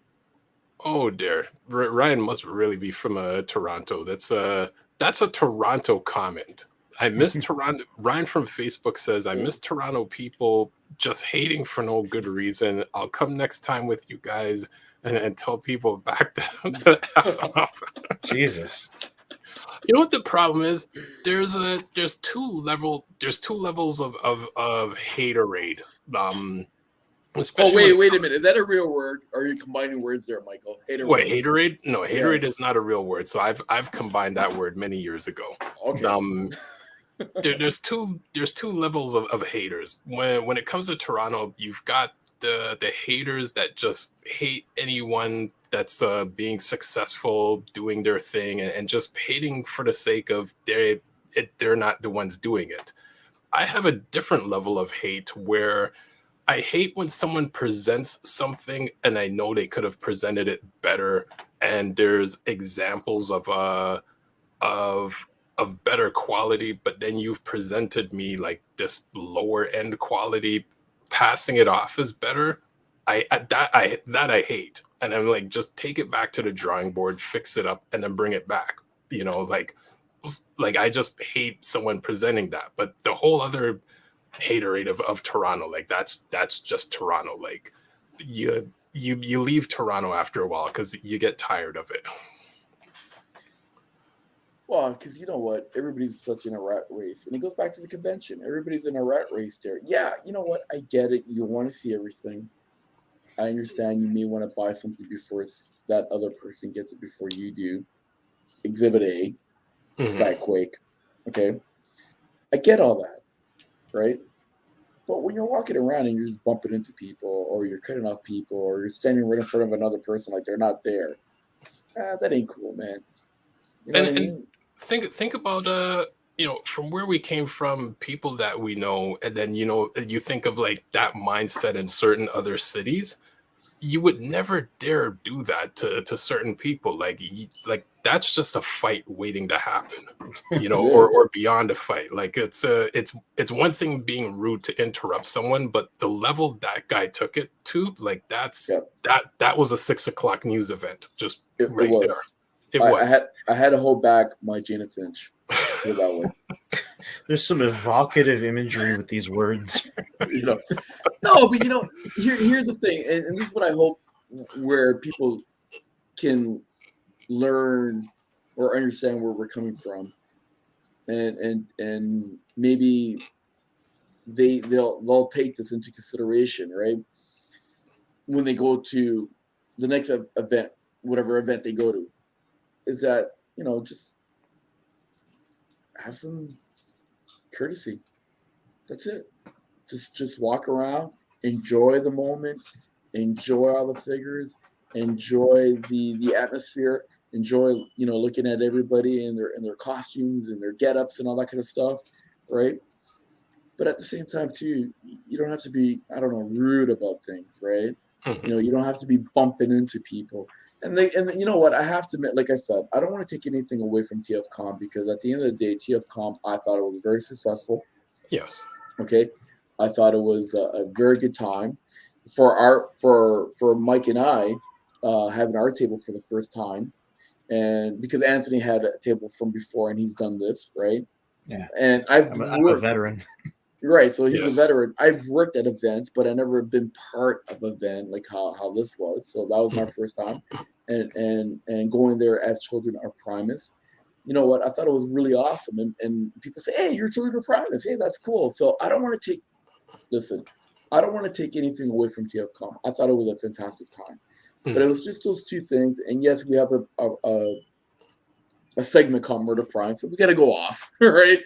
And it's all for fun and games, but at the same time too, it's also there's a lesson to be learned, right? So for Matt, put some passion into it next time if you're going to talk about Transformer 101. And two, for the rest of the people there, and even vendors that are going to be talking to other vendors, show some courtesy, man. But otherwise, TFCON, I give it 2 thumbs up. Actually, you know what? Put it this way, man. I give it 3 Insecticons. Okay, I give it 3 Insecticons up. Okay, and a bottle of whiskey. Okay, so there you go. So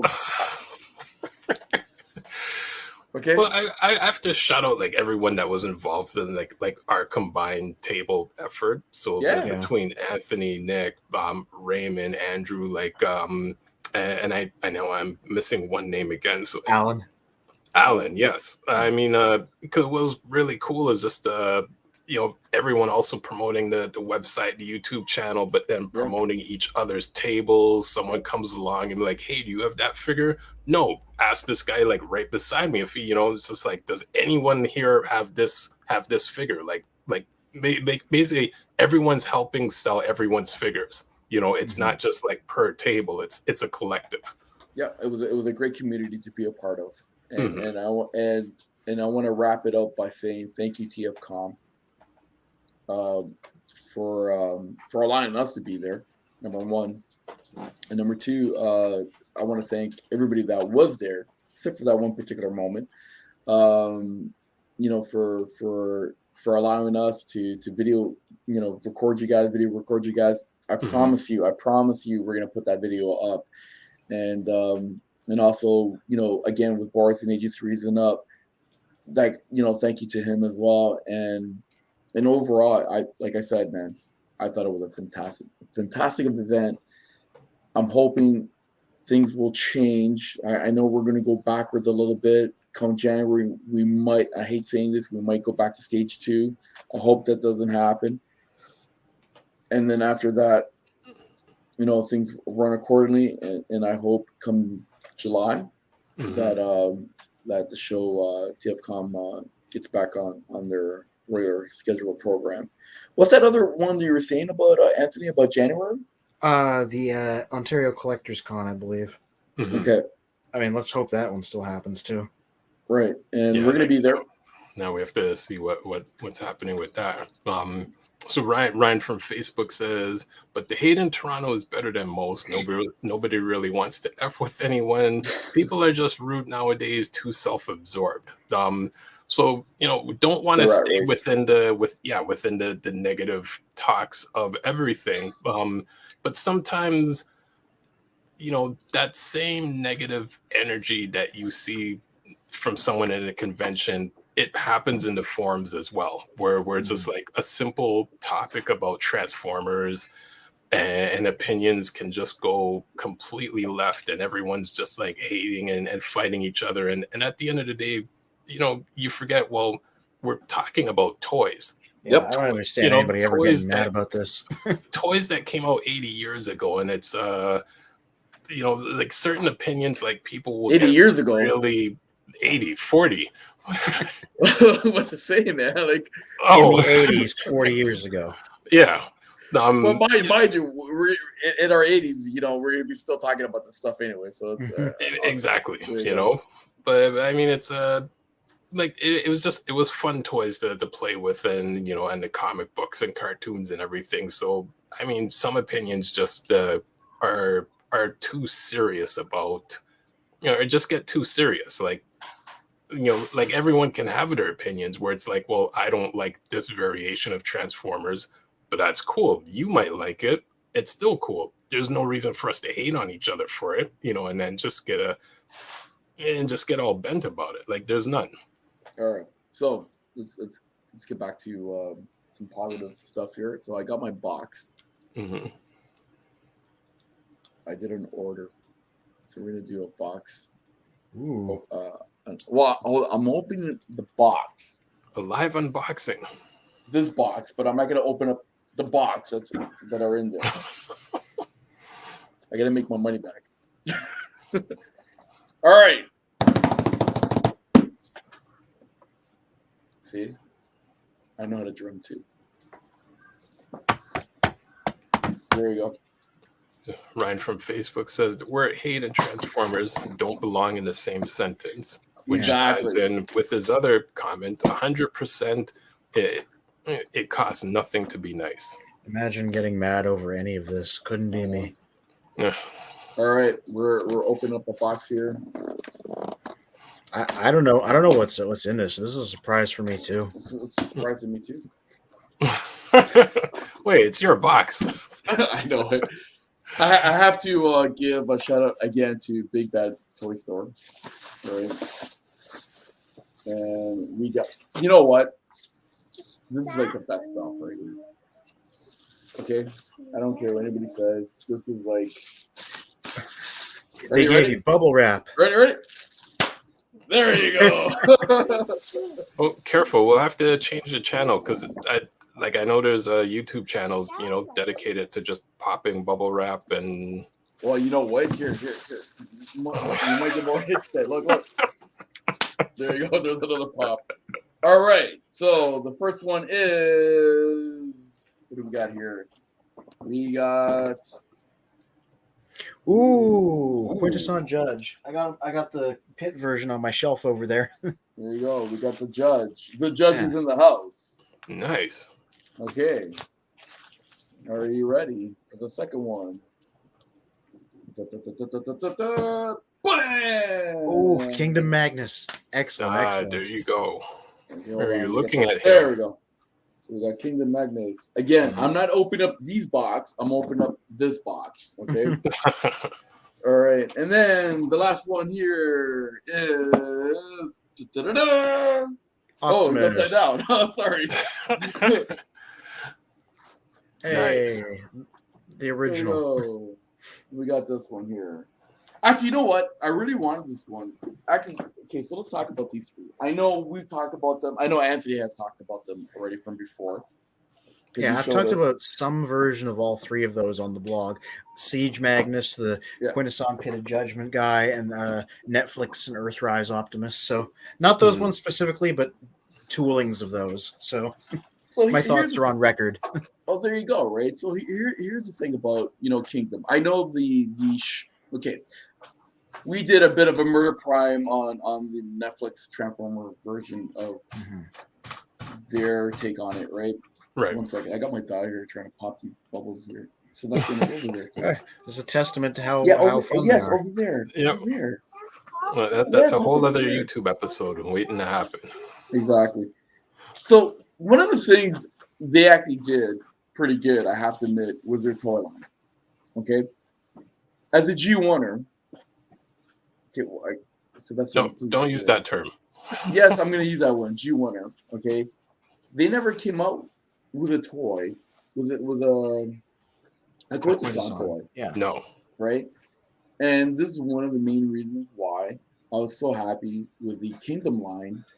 So I can finally say I got a Quintesson. Yeah. And believe it or not, this is the first time they've ever properly made one. So Right. So they had the Sharpticons.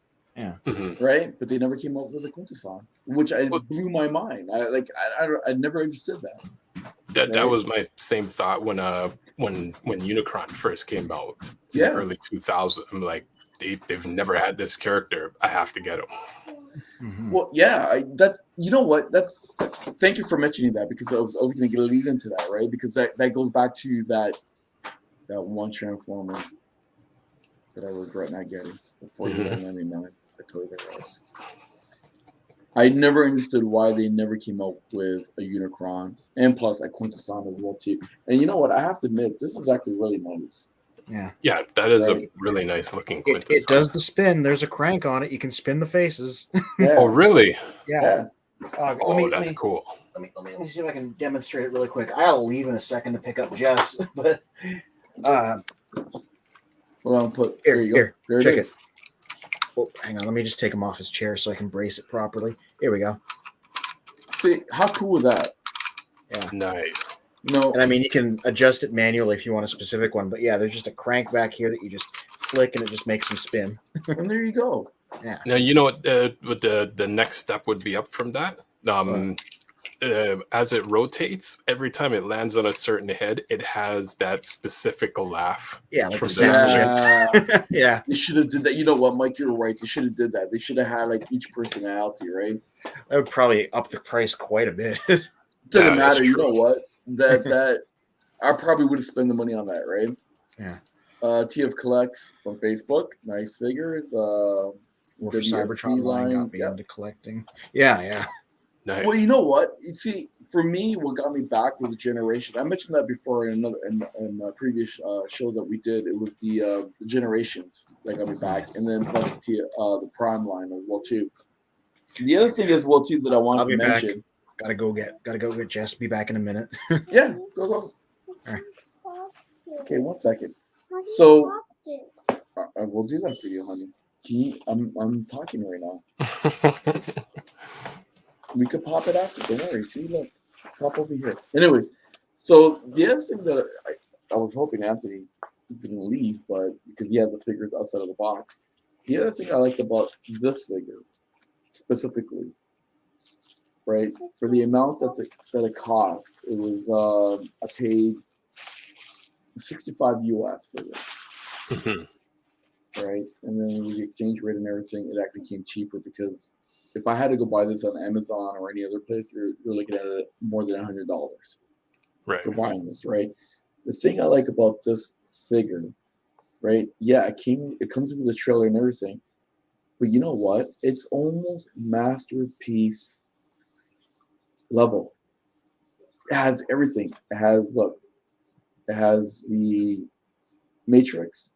Mm-hmm. If you look at the figure itself, it's almost masterpiece level figure here, and then you have your trailer and everything, right? And if you look at the tires, they're silver. They're not all black. They're actually painted, right? And yeah, the figure are not MP size, but you know what? I'm fine with that, right? Which I thought it was really nice. And Magnus, go start. I was gonna say, show the back of the Optimus box again. Yeah. You see the two images where like they have him laying down in his trailer. Yep.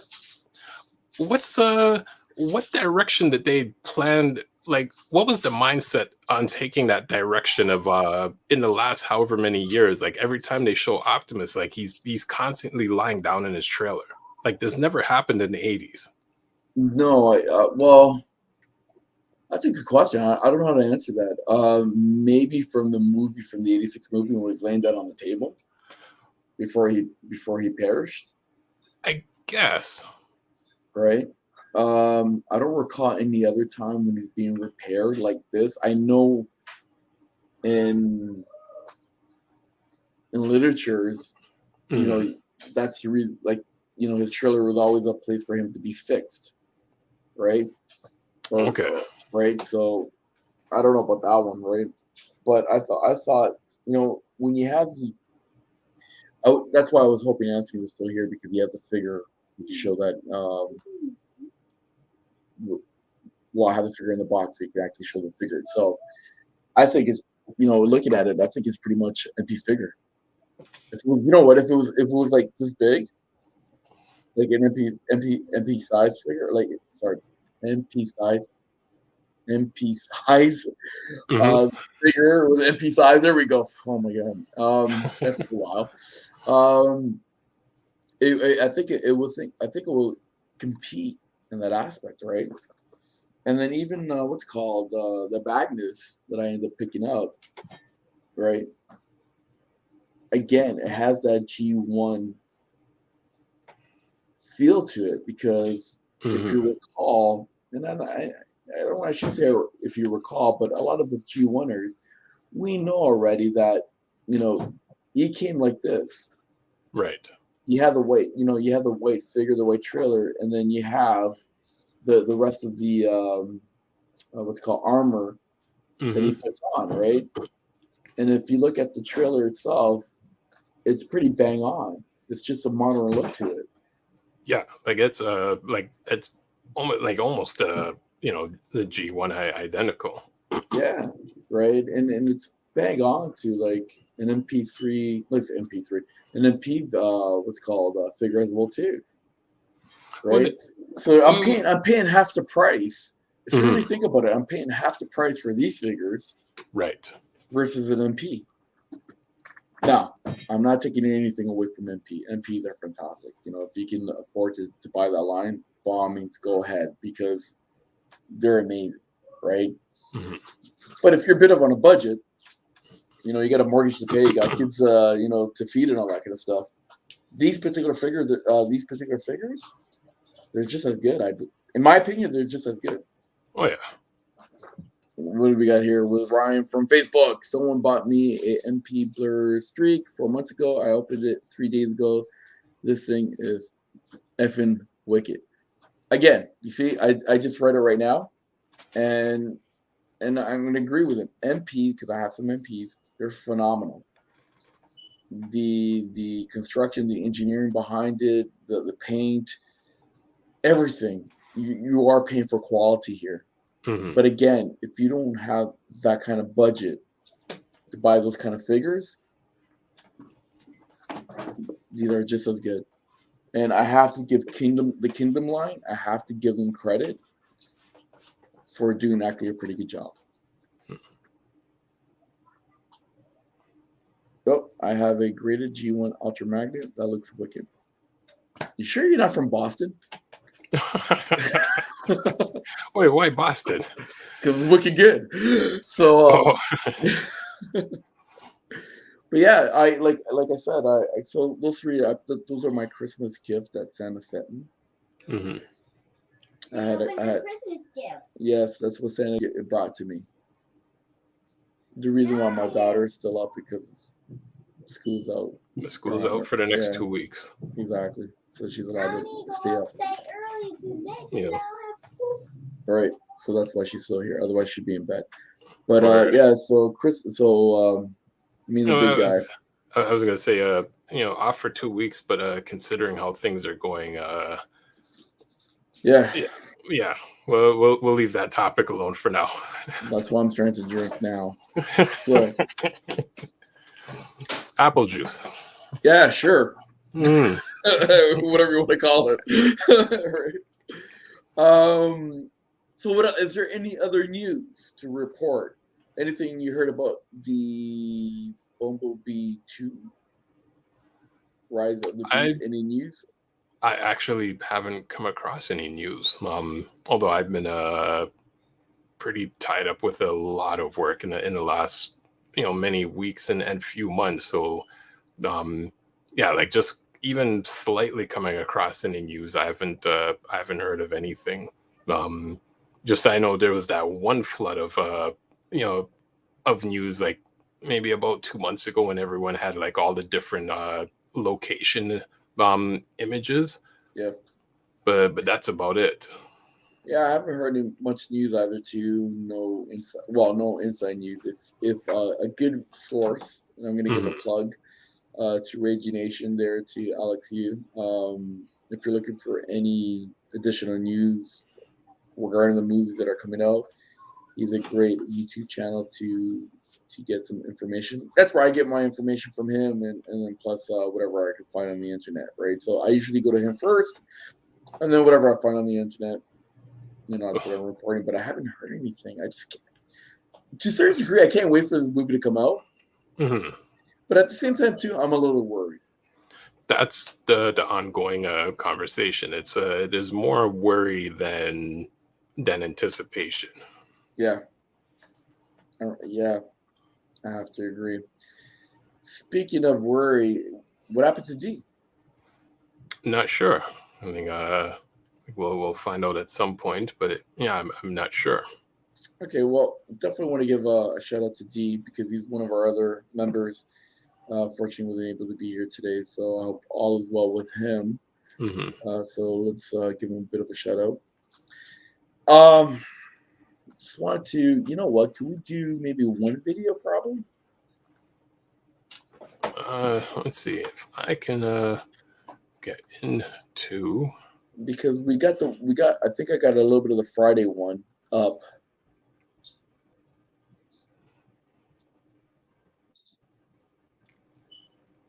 I just want to do one video at least, right? Just to show that we were there. So I don't want people thinking we're lying or something, right? Well, it's in the Google Drive. Well, if it's in Google Drive, then I should be able to pull it up.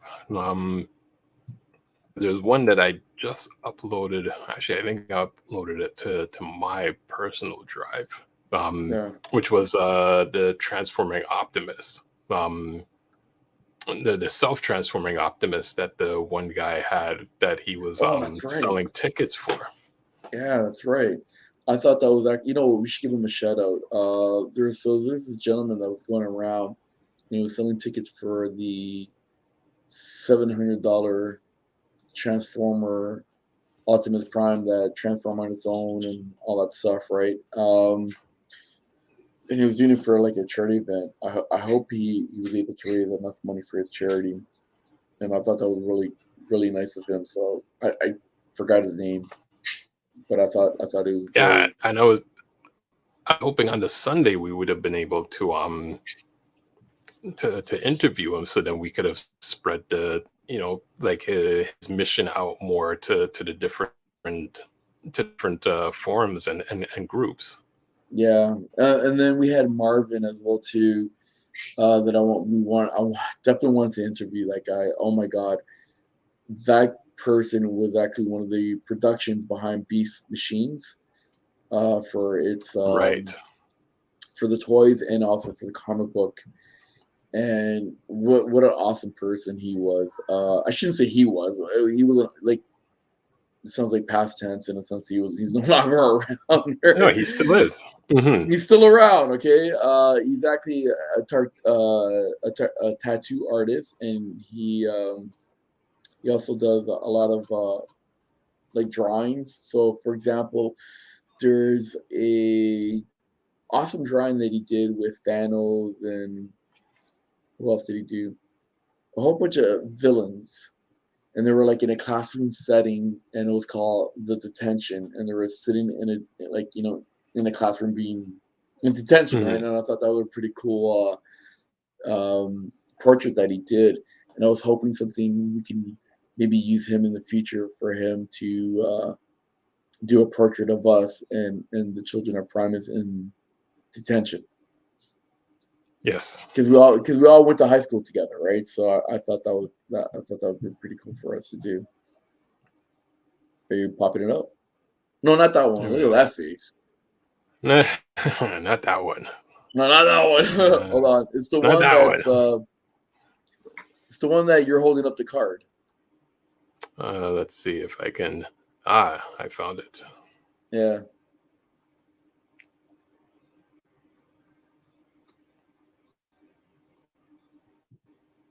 You got it? Yeah, actually, let me reshare it. Okay.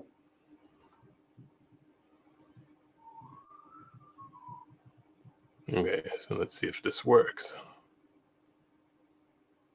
Fingers crossed. See? Right there. Yeah, right there. Yeah, there.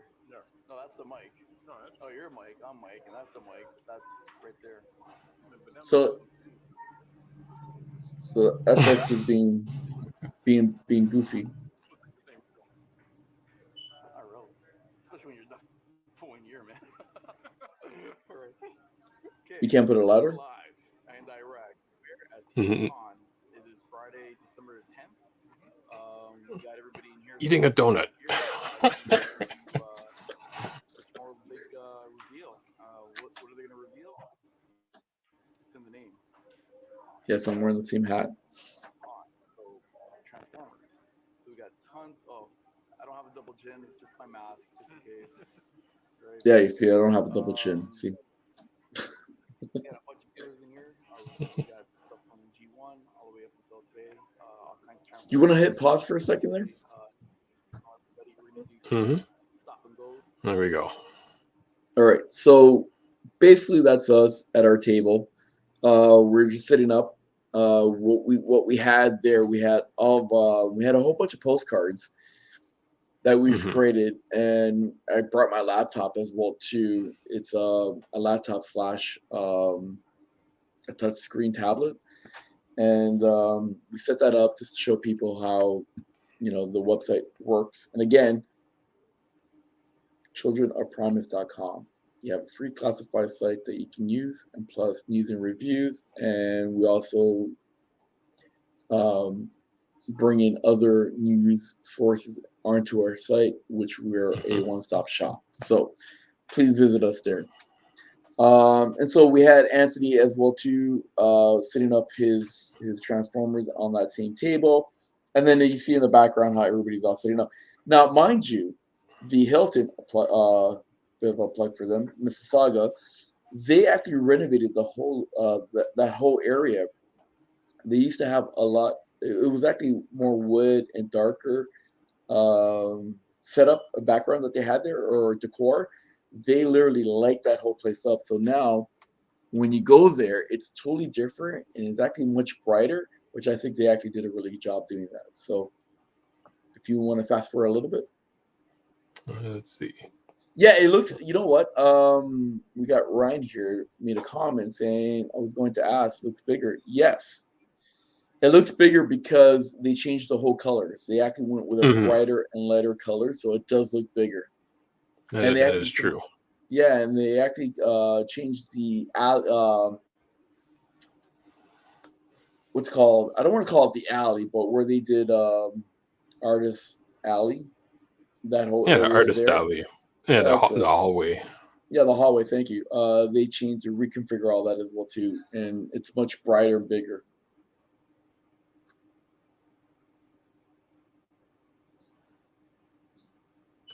Hit play. All right.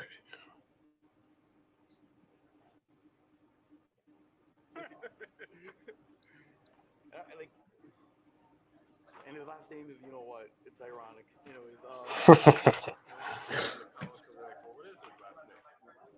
Yes, I was making a comment because Mike's tall, as you can tell. There you go. Okay. We gotta find ways to make this video louder.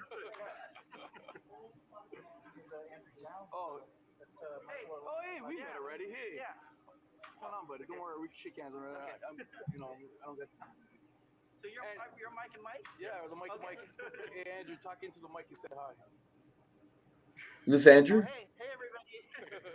There you go. Andrew is very cool. Yeah. Right now, we'll put it all together. So you can say whatever you want. We'll edit it if you're not happy. Hopefully, it'll be. Oh yeah, there you go. We got Anthony, our amazing writer over here. Come on over and say hi. What's up? So See, we're all protected. He was double masking.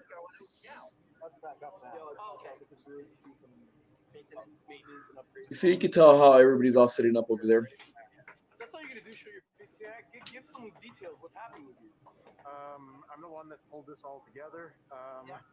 Yes, we got to give Anthony some credit on that. He definitely pulled everything all together. He's the one that did all the orders and making sure that we got our tables.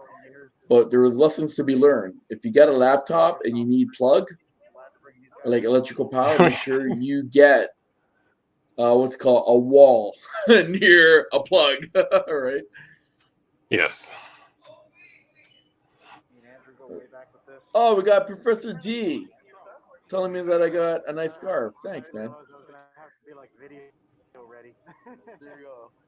Jump on, D, if you can. Shake too. Yeah, you gotta be a little careful. Well, that's appropriate because we are the movers and the shakers, are we not? There you go. I like that. Yeah. The movers and shakers. So, at this moment in time, I'm gonna pause it up for a little bit, and then I'm gonna take a quick walk around the room to show what's going on. And then we'll go from there, okay? All right, guys. We'll talk to you soon. Peace. And there we go. There we go. Yeah, so that's our first video. Again, once I upload the other ones, it's taking its sweet ass time.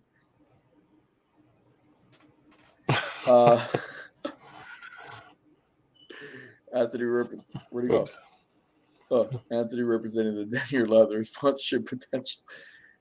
Hey, I was wearing my leather jacket as well too. All the Italians were wearing their leather jackets. So that's all I gotta say. Forget about it.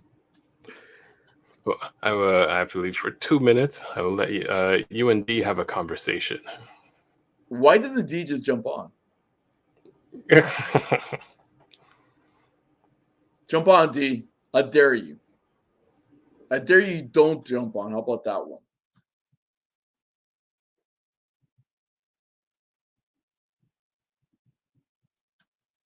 Is it working?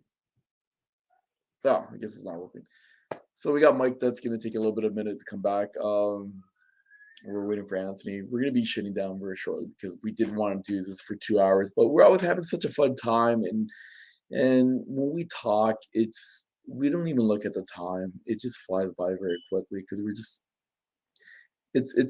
I have to admit, I felt really blessed that I got buddies that I could talk to about Transformers, and we can actually do this and share our conversation with everybody around the world. And at the same time, too, when we first started this, we want other people to jump on with us and to talk to us. So if anybody wants to jump on, let us know. We definitely put out a link for you. And we had Bill. Look. Yep. Oh, I'm back. He's back. We actually had Bill jump on with us and talk about his project, which he was completing a beautiful display case for Harley's Transformers. So this is what this this is what this Transformer channel is all about. It's for not just only for us, but it's for you guys as well too. So if you definitely want to jump on, talk to us, show us your display, show us your collection, talk about anything that's Transformer related. Ask for a link. Show us what you got. Yeah, show us what you got and send us a link. Sorry, we'll send you a link, and you can participate. That's originally what the show is all about. Ryan, look at this rookie over here. That's right. I'm calling you a rookie, Ryan, from Facebook. I'm 42, and it's way past my bedtime. Don't say that. Don't say that. I know. Post TF videos and you told me come on. Group I have. Ryan, I'm 45, so I can call you a rookie. And Mike's just a tad little older than us as well too. But then we got our little baby here. I'm 33, and somehow I'm a baby again. Hey, listen, you know what, Ed? I gotta tell you something, okay? My birthday's in October, right? And I've always hanged around older people. Mine too. There you go. So I was always a baby. Mm-hmm. So I know how it feels. But it's okay. We like you. Can we get the message off the screen? Let's get that off the screen. Okay. We got D who's posted in here. I don't know what happened to him, right? So there he's communicating from the astral plane, not currently in your dimension. No. How does one get to the astral plane? Well, here we go. Anthony from Facebook. Again, it's the miles and the shoes, not the age. This is true. I have to admit that. I'll give him that one. I try to stay young at heart. I say, surrounded with my shelves full of action figures. There you go. Exactly. And again, we got Professor D. Anthony enjoying the time you have left in this world as the baby. It will happen less and less, obviously. This is true, too. No kidding. All right? Because pretty soon, hopefully, knock on wood, you're going to have some little bambinos and babinos yourself running around. I'm just saying. I tell you, my nephew there, his name's Roman. We got him. He's 3 years old. We got him some rescue bots for Christmas, so I'm already advancing the agenda. Nice. I love it. See, he likes dinosaurs, and we found out they made rescue bots that are of the Dino bots. So I got him Slag, Snarl, and Swoop because little one-step guys. So it's gonna be great. You know what? Excited. Yeah. You gotta get them while they're young. Mm-hmm. I'm like, hey, you like dinosaurs? Let me slip this into your dinosaur-liking self. Yes. There you go. So, what's I look like trash. I'm sorry. I just wanted to comment on the fact that my nephew is so cute and that like one of his favorite words is dinosaur, and he'd be like dinosaur. And it was so cute. Did they hear any of that? Yeah, they heard it. Okay. Yeah, we heard it. Yeah. Just imagine a little 3-year-old being like, dinosaur. So cute. Okay, I'm gonna have a bat. And it transforms. Yeah. Oh, we got another one here from Mr. Professor D. Yeah, the reason we call him Professor D because he is an actual professor. Mhm. Okay. What's going on, Mike? What are you doing?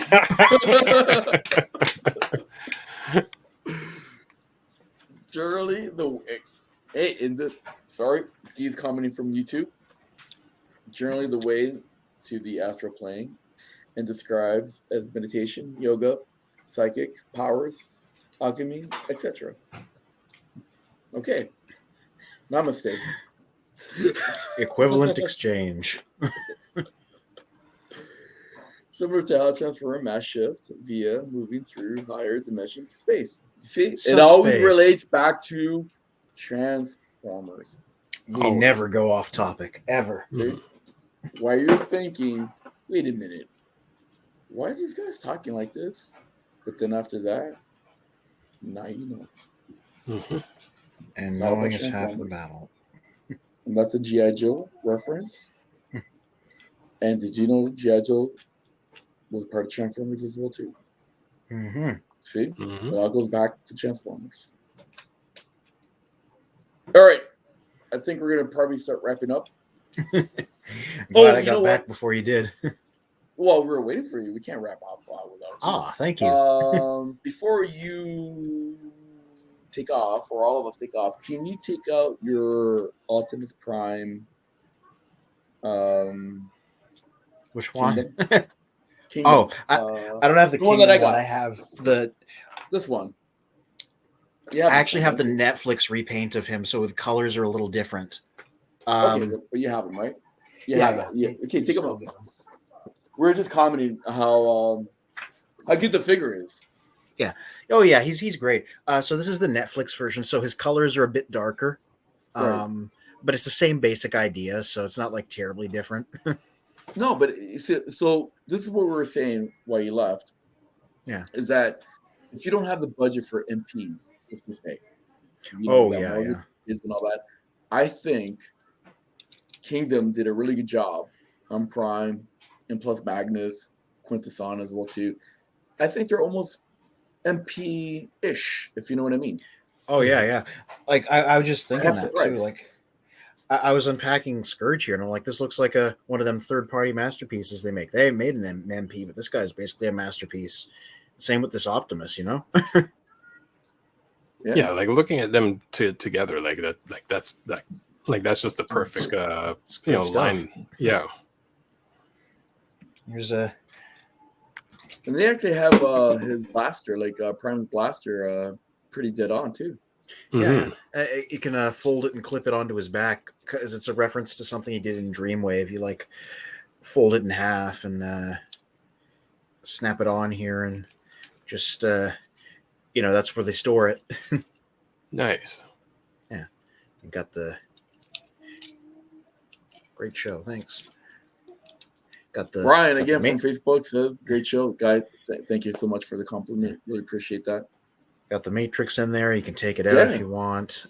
It's got everything.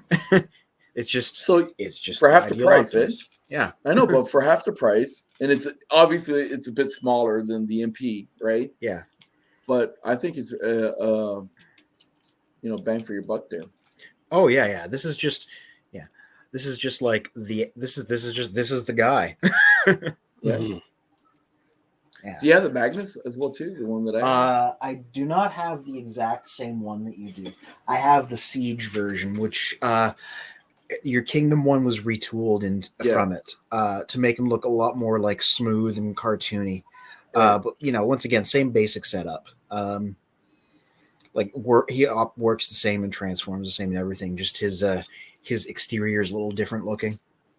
So what Mike and I was saying is that the thing that I liked about this Magnus in Kingdom or the one that you have Siege, it's also true to the G1 in a sense of, you have the white former, right? Yeah, inside. And then you have the armor that you put on him like the G1 figure, right? Yeah. And so I thought that was pretty cool. And you know what? It's just a slick, almost like an MP. Yeah, now this guy in particular, like, is funny because when I was at a convention, Nick was selling robots in disguise, Optimus and Magnus, right? And Yeah. they were the same type of setup, right? Where you got the little guy in the middle and the armor around the side, and Yeah. those guys were loose and difficult. This guy, I can shake him and he stays in one piece, right? And this is armor over a guy. You couldn't do that with most figures with that setup until this guy came out. So I think people slept on like the level of like engineering expertise they pulled off with this figure, you know? And again, at half the price than an MP. Oh yeah.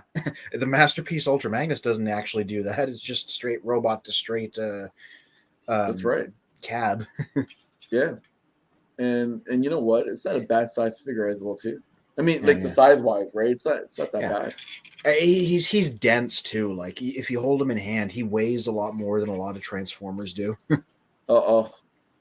We got D with this comment here on YouTube. I don't agree with that MP and Kingdom Prime are comparable in any sense. Like comparing owning a real truck and a model truck. They are fundamentally capable. Listen, D.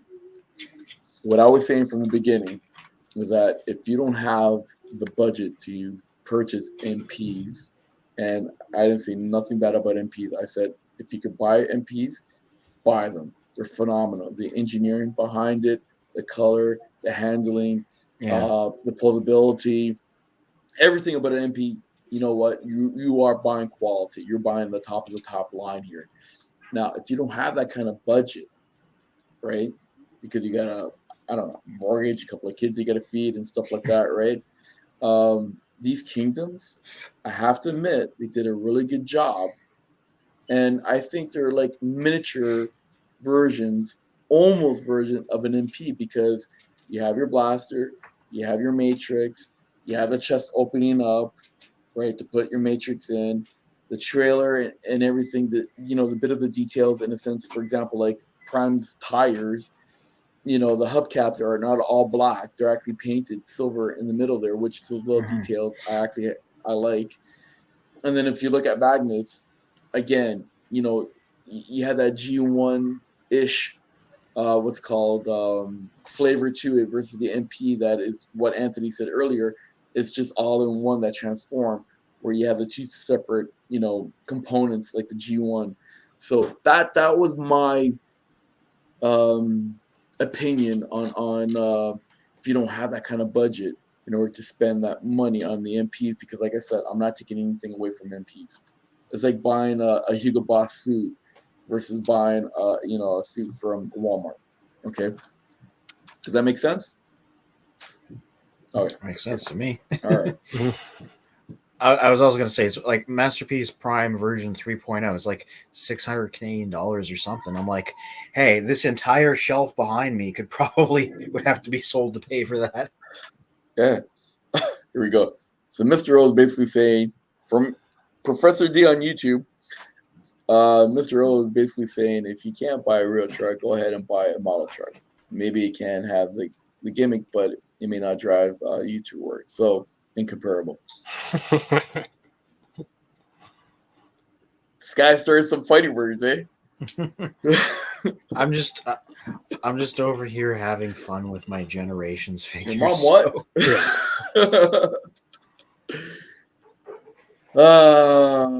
I think it's more of a difference of if you can't buy like a Ford Mustang, but you can buy like a Ford something else. The both of them still get you to work. It's just one of them clearly is not a Mustang. Listen, this is what I'm going to tell you right now, D. Okay, you buy the Pontiac Fiero, you get the Ferrari kit, throw it on the Pontiac Fiero, and then you have your Ferrari. Okay, thank you very much. And if you're like Fast and the Furious, you can fly in outer space after with your Pontiac Fiero. I still haven't watched that version yet. Oh shit! Sorry, spoiler. Sorry. I already heard about the flying in space. Like the jokes have been flying around for months. Okay. So you have your Fiero Ferrari. So there you go. We got Ryan here. I thought you guys were from Toronto. If you want to card. Oh boy, You just need a screwdriver. Ryan is just gangster. Ryan, we are from Toronto. We grew up in Toronto. I'm telling you specifically where we grew up. Well, Mike and I grew up. We're Jenna Finchers. I grew up specifically in Driftwood. Okay, screwdriver is for us. That's a different kind of tool, if you know what I mean. Yeah. So that's a different YouTube video. Exactly. So we'll leave that one alone for another day. Right. But what happened is that unfortunately, we moved out of Jane Finch. Unfortunately. But I say unfortunately because you know what? I love Jane Finch. I've always there's you know what? It's like someone from New York. They're gonna always have that patch on their shoulder of pride. And for us, it's the same thing from Jane Finch. You know what? We're from Jane Finch. We're always gonna carry that patch on us, right? And we're gonna be proud of that. And that's why anytime I can big up Jane Finch, I'm gonna do that, right? So bigging up Jane Finch. Okay, we got D here. We're gonna do a couple more comments before we sign off. And we got Mike and I fighting over showing comments. Spin. The Mustang comparison is applicable to the MP10 versus MP44. And this is the level that Mr. O argument makes sense. But MP versus Chuck is not a budgie version of the same class of item. It's different item in class. D. I had quite a few of these already. All I'm going to tell you, you got money, you won the lottery, buy it all. Yeah. That's what I say. I think at this point, wouldn't it just be like the difference between buying an actual, Freightliner truck for tens of thousands and then just getting like a red van, and I ain't starting no smoke with nobody. If you think I was throwing shade, no. That's a general rule for me. Anthony, the honorary member of the Gina Finch crew. Yeah, Anthony's cool. He's not throwing shade at anyone. We deputize them. There you go. No, but you know what? For me, it's like I've always said this. If you have the cash, spend it, man. Spend it on quality stuff, right? Mm-hmm. If you're on a budget, there's nothing wrong in getting something that's almost. That's almost faint praise. I love a lot of these generations guys legitimately. So yeah, right. But at the same time, too, it's like me, man. I like my whiskey. I'll spend on quality, right? Because I like whiskey. But, well, I think I see what direction D is going. It's just like what I was saying earlier in terms of some of the comments you see in the forums where it's like, it has to be this way, it has to be a certain thing, and if not, then we're just gonna fight with everyone. Where it's just like, there's a certain forums where it's like, it has to be G1 or we're fighting with everyone. It has to be MT or MP or we're fighting with everyone. Like nothing else in between exists. No, there you go. I agree, but there should be a common ground. What that common ground is that we're all we're all G1ers. Wow. We're all Transformers lovers, right? And that's what counts, right? And speaking of, which one? What are you holding up again? Oh, there's that mini sound wave I was talking about. Okay, so here's my mini. There you go. Right. Yeah. Here's my mini. You know what? See, I would take this over an MP any day. And this is a G1. Okay? Look at these. Y'all, hold on. Y'all need to read my comments slower and more carefully. You are missing the specific words I am saying and details I'm specifically getting. Okay. D, did you forget how much we like to pull or a toe. We like to break them. Look, everybody's all quiet right now. I got distracted making the boombox again. D from YouTube has directed to Anthony, saying he just got core class Soundwave. He looks amazing, still in package. Yeah. Yeah. Oh, yeah, in yeah. package so he makes some money back. No, he's amazing in hand. It's just the G1 transformation again. Technically, you're supposed to do this with the feet, but I don't like how they look up like that, so I just leave them like this. I've never, like I said, I mentioned this earlier in the stream. This was a gift from one of my table mates, and I'm probably going to grab some of the others now because this guy's like real good, surprisingly good. It's just the G1 transformation, but he's really tiny and he has like ball joints, so he's all posable, and you got the little laser beak cassette right in there. Yeah, this is pretty much. Wait a minute. No, sorry, my bad. My bad. I was gonna say something, but then I had to stop myself because then I thought about it. See, sometimes you gotta think before you talk, right? Mm-hmm. So I was thinking, and that's why I stopped talking. But I'm still talking. We got Anthony here. Bro. We got Ryan laughing at me from Facebook. All right, so it is 2.5 hours that we've been on this great show because someone said we did a great show, and I appreciate that. What are we going to do for our next show? Do we have any ideas? Oof. Wait, what how what day does it fall? It says Boxing Day. Yo. No. Next Sunday is the 26th. Wait. Brian, no.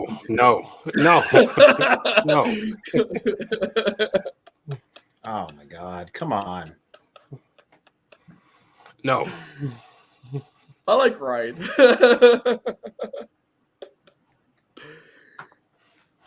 Yes, I use that word. And if you don't like that word, it's very simple, people. If you don't like something, or you don't like to listen to somebody, or you don't want to watch what you're watching, it's called you don't listen, you change the channel, or you walk away. But in this particular case, we got a great show. So where are you going? Is there Rusty, is there a streetlight mode for the core class Soundwave? If so, I could army build a streetlight diorama. That's a good question.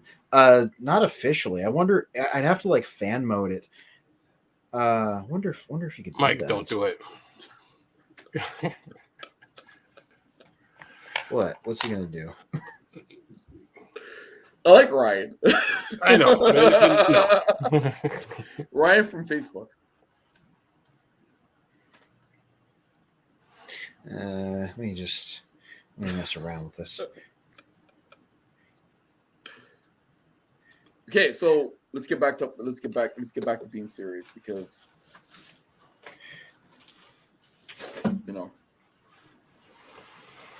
it's like, what time is it right now? 10:30. 10:39. Oh, wow. I like sort of made one. This is just me like posing them though. Oh, the Soundwave light post, yeah. Yeah. I like this. I just made this up on the spot, just so it sort of works. It's the fact that he has the extra joints in his arms that make it possible. Ooh, yeah, the vintage guy. Yeah, let me see if I can make him into the light post mode. I don't think so because I stuck his arms out because they're on ball joints, so they can do that range of motion. And also, this guy's like legs are bent forward. Well, I mean, if you can make it work, maybe you can. That'd be cool. Yeah, my Soundwave is too loose for that, so it's like I'm kind of holding him in place. Oh, yeah, that's how you know it's vintage. Yes. Yeah, you gotta like bend his legs forward. Let go to arms and he's a dangler. Can he? It's been a while since I handled that. Can he bend forwards at all? Yeah, actually, from.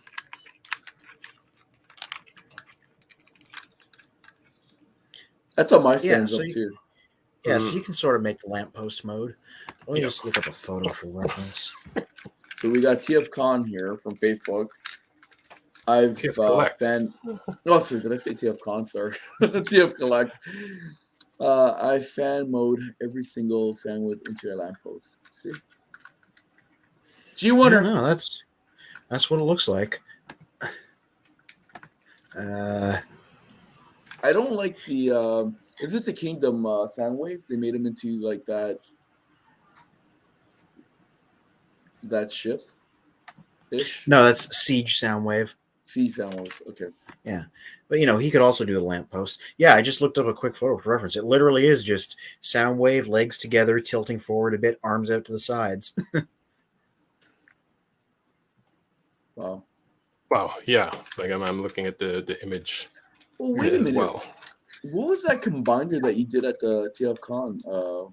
Anthony? Magnaboss. Nick still has that. He didn't manage to sell it, which he should possibly post it on Children of Primus. That is there you go. Oh yeah, there you go. Hey, There look we at that. go. It was a bit That closer. looks even better because of what you did with the arms. Yeah. Mhm. All right, improvise, Okay. adapt, overcome. Yeah. So that was Magnaboss, and it was a Beast Wars combiner. And it was the Beast Wars versions of Prowl, Ironhide, and Silverbolt done as an elephant, or Prowl was a lion. Prowl the lion, Ironhide the elephant, Silverbolt the eagle, and then they could just combine into Magnaboss. But yeah, he had it in like perfect shape, and everything was there, and nothing was broken, and that's really hard to come by. Mm-hmm. And at the end of one of the days, me and him just like broke out the instructions and just properly combined it at the table there. No way. So, Okay, hold on. We got Professor D here. Guys, look close at the difference between your cam image. Amazing. The difference using an actual video cam makes terms of smooth motion. Spins old cam, kills old meaning my new cam. Sorry, this is actually my old cam I'm still using. I haven't used my new cam yet. So Right, yeah, you haven't installed a new one yet. No, because the software, for some other reason, it's not being compatible with the actual camera. So I got to reinstall the software and then reinstall it back again. So I don't know. So I'm still using my old webcam. But D is right. But but here's the funny part is that when I'm looking at, okay, so we use StreamYard, right? Mm-hmm. And when I see Mike and I see mine, it's very similar. There's like the motion and the clarity and all that. And we got to get you a new camera. This is the one that goes with my laptop. Yeah, I know, but I actually got to get you a new camera. So I'm going to be sending you a new camera. That's why I asked you for your address. Christ, really? Jeez. Yeah. that was supposed to be your birthday gift, but you still haven't sent me your home address. I did, didn't I? No. Well, I don't think you did because I didn't see it. Text it to me. Here's Blaster's Cybertronian light pulse mode. There you go. Yeah, look at that. Mm-hmm. Why not? So hold on. We got should be a challenge. What other Transformers can you put in light pulse mode? Or sorry, lamp post mode. So Professor D on YouTube. Oh dear. Well, this light pulse segment is turning out to be worthy of a dedicated video. Good demos from you guys and info from the collect. Now, here's the thing. We got to come up with here's an idea. Like all these lampposts are pretty cool, right? But I've seen I should start off like this. I've seen some videos and some images of other Transformers being transformed in a different way. Yes, yeah, some of them are funny. There we go. Yeah, long haul lamppost. Nice.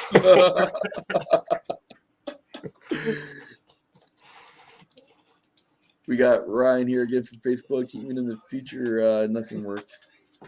Yeah, that's true. We got TF Collect. I said it correctly this time. Living the Blaster lamppost. Can't wait for the other ones. The other lamppost. You know what? We're gonna do a whole segment of lampposts. Are we doing that right now? We got Pepperoni doing a lamppost figure there on top of Anthony's shoulder. What's up? What do you see?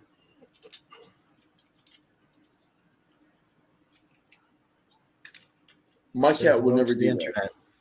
See, my cat would never do that. Well, like I have another cat that he doesn't get on my shoulder, but that's because he's large and heavy and lazy. Yeah, my cat's one of those cats like you can leave me alone, and I'm gonna bother you when I'm hungry to feed me. Yeah. Otherwise, I'm chilling and leave me alone.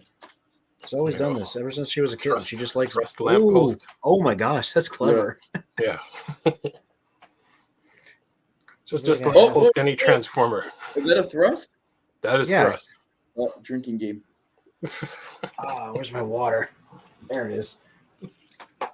I mean, I know. So in case people that are watching, we have this thing about thrust.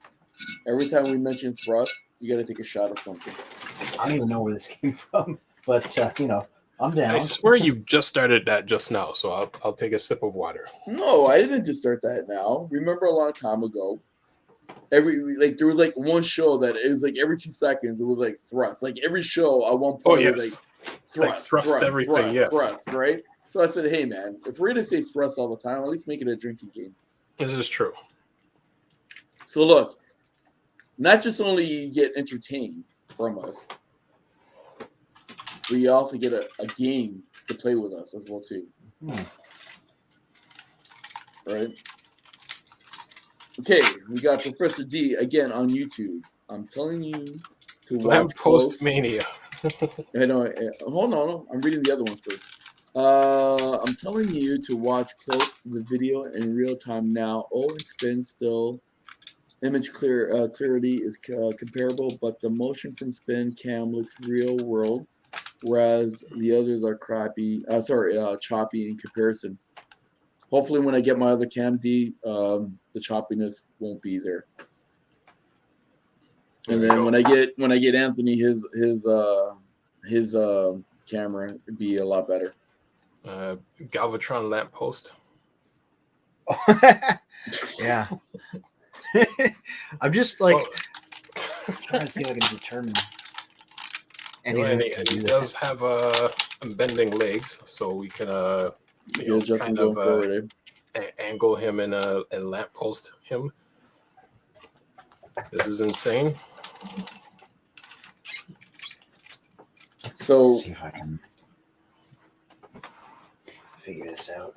I think I might be able to contribute meaningfully.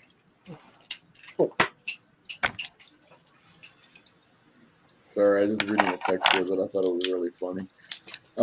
Before we end the evening, just finding different characters, the lamppost. Yeah, I got one in a second. How about this? For everybody that's been watching. Boom. Optimus Prime lamppost mode. There you go. Perfect. And you know what? I had to make him go the other way to get him to bend, but you know what? Here's the funny part is, you know the chrome on him? Yeah. It shines every time you go. Yeah, it's shiny. Yeah. Yeah. He could do it too. And there we go. Is there a battery in that Galvatron? I just want to hear it for a half second. Never again. Oh my God. Does it still play? I just took the battery out of him yesterday. I don't know if I don't know. 9-volt. Could one of the smoke alarms needed a battery? So like literally just 24 hours ago, I just took the battery out of it. I mean, I guess making sure that your smoke alarm works is more important than making sure your Galvatron works. Wait a minute. So you took that battery from 1986 and you put it into your smoke alarm? That's not a 1986 battery. Galvatron hasn't had a battery since 1986. And then I put him in, like a few weeks ago. Oh, okay. There you go. Power glide lamppost. Excellent.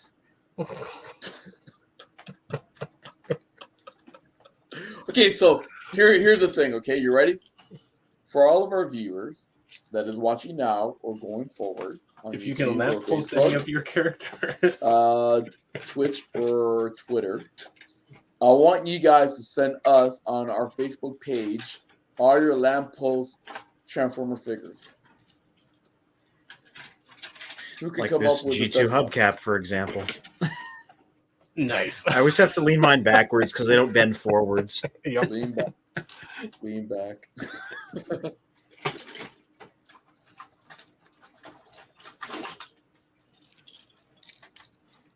We got again Ryan. I bought one and sold it because I sent one in for the grading. Okay, cool. Let us know what you got in your grading there. Yeah, I think he's talking about Galvatron, which I was gonna say. I was gonna say that Spins one like made. Huffer, nice. Huffer Huffer lamppost. lamppost. It made terrifying sounds, and I'm not sure if it was functioning or not, or if it was supposed to sound like that. But it was very appropriate for Galvatron to make terrifying electronic noises. You know, I fully think those are the sounds that he made back then. I don't recall it being anything else. So we got Shockwave might be D from on YouTube. Gotta remember that. I think Shockwave might be able to do the lamppost. Somebody check. I got my Shockwave. It's upstairs. I have the Cyber Battalion one, which is like the least common Shockwave possible to do this on. There you go. We got Ryan again on Facebook saying hashtag Transformer Light Post. I like that. We got to do that. Someone do hashtag Transformer Light Post. There we go. Hotspot lamppost. There you go.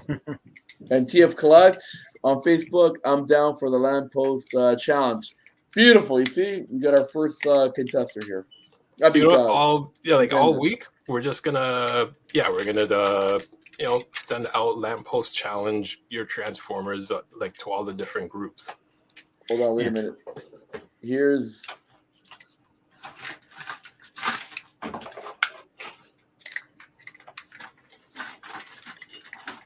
hold on. I got one here. Unfortunately, to do this. Here's my lamppost. That's just the regular one. I know, but because his arms doesn't bend, that's why. So here's my lamp. So I'm using his horn. Here's my attempt at a Shockwave one using the Cyber Battalion guy. That is perfect. Yeah. So I think the key seems to be like legs together, torso forward, hide the head. Yep. Get the arms to stick out sideways if you can, but maybe in some other direction to suggest antenna. And like there we go. One of the early McDonald's Transformers. There you go. There you go. Don't give Hasbro. Oh wait, we gotta do D first. Professor D on YouTube. Yo, this lamppost mode fest is catching on. Maybe it will become a thing going forward. I agree. We got Ryan here on Facebook. Don't give Hasbro free ideas. Lamppost will be crowdfunded next year. Hey, if anybody's gonna do a crowdfund on lamppost, that's gonna be us guys. Okay. Yeah. And then he follows it up. Light bulb to be unlocked. This is true. This is true. Okay, let's do a few more lampposts, and then after that, we gotta head out of here, man. We gotta wrap it up. Because otherwise, you see that shelf behind Anthony there? I'm pretty It's sure all going to be lamppost. Yeah, it's gonna be a lamppost. It'll be lampposting all of them.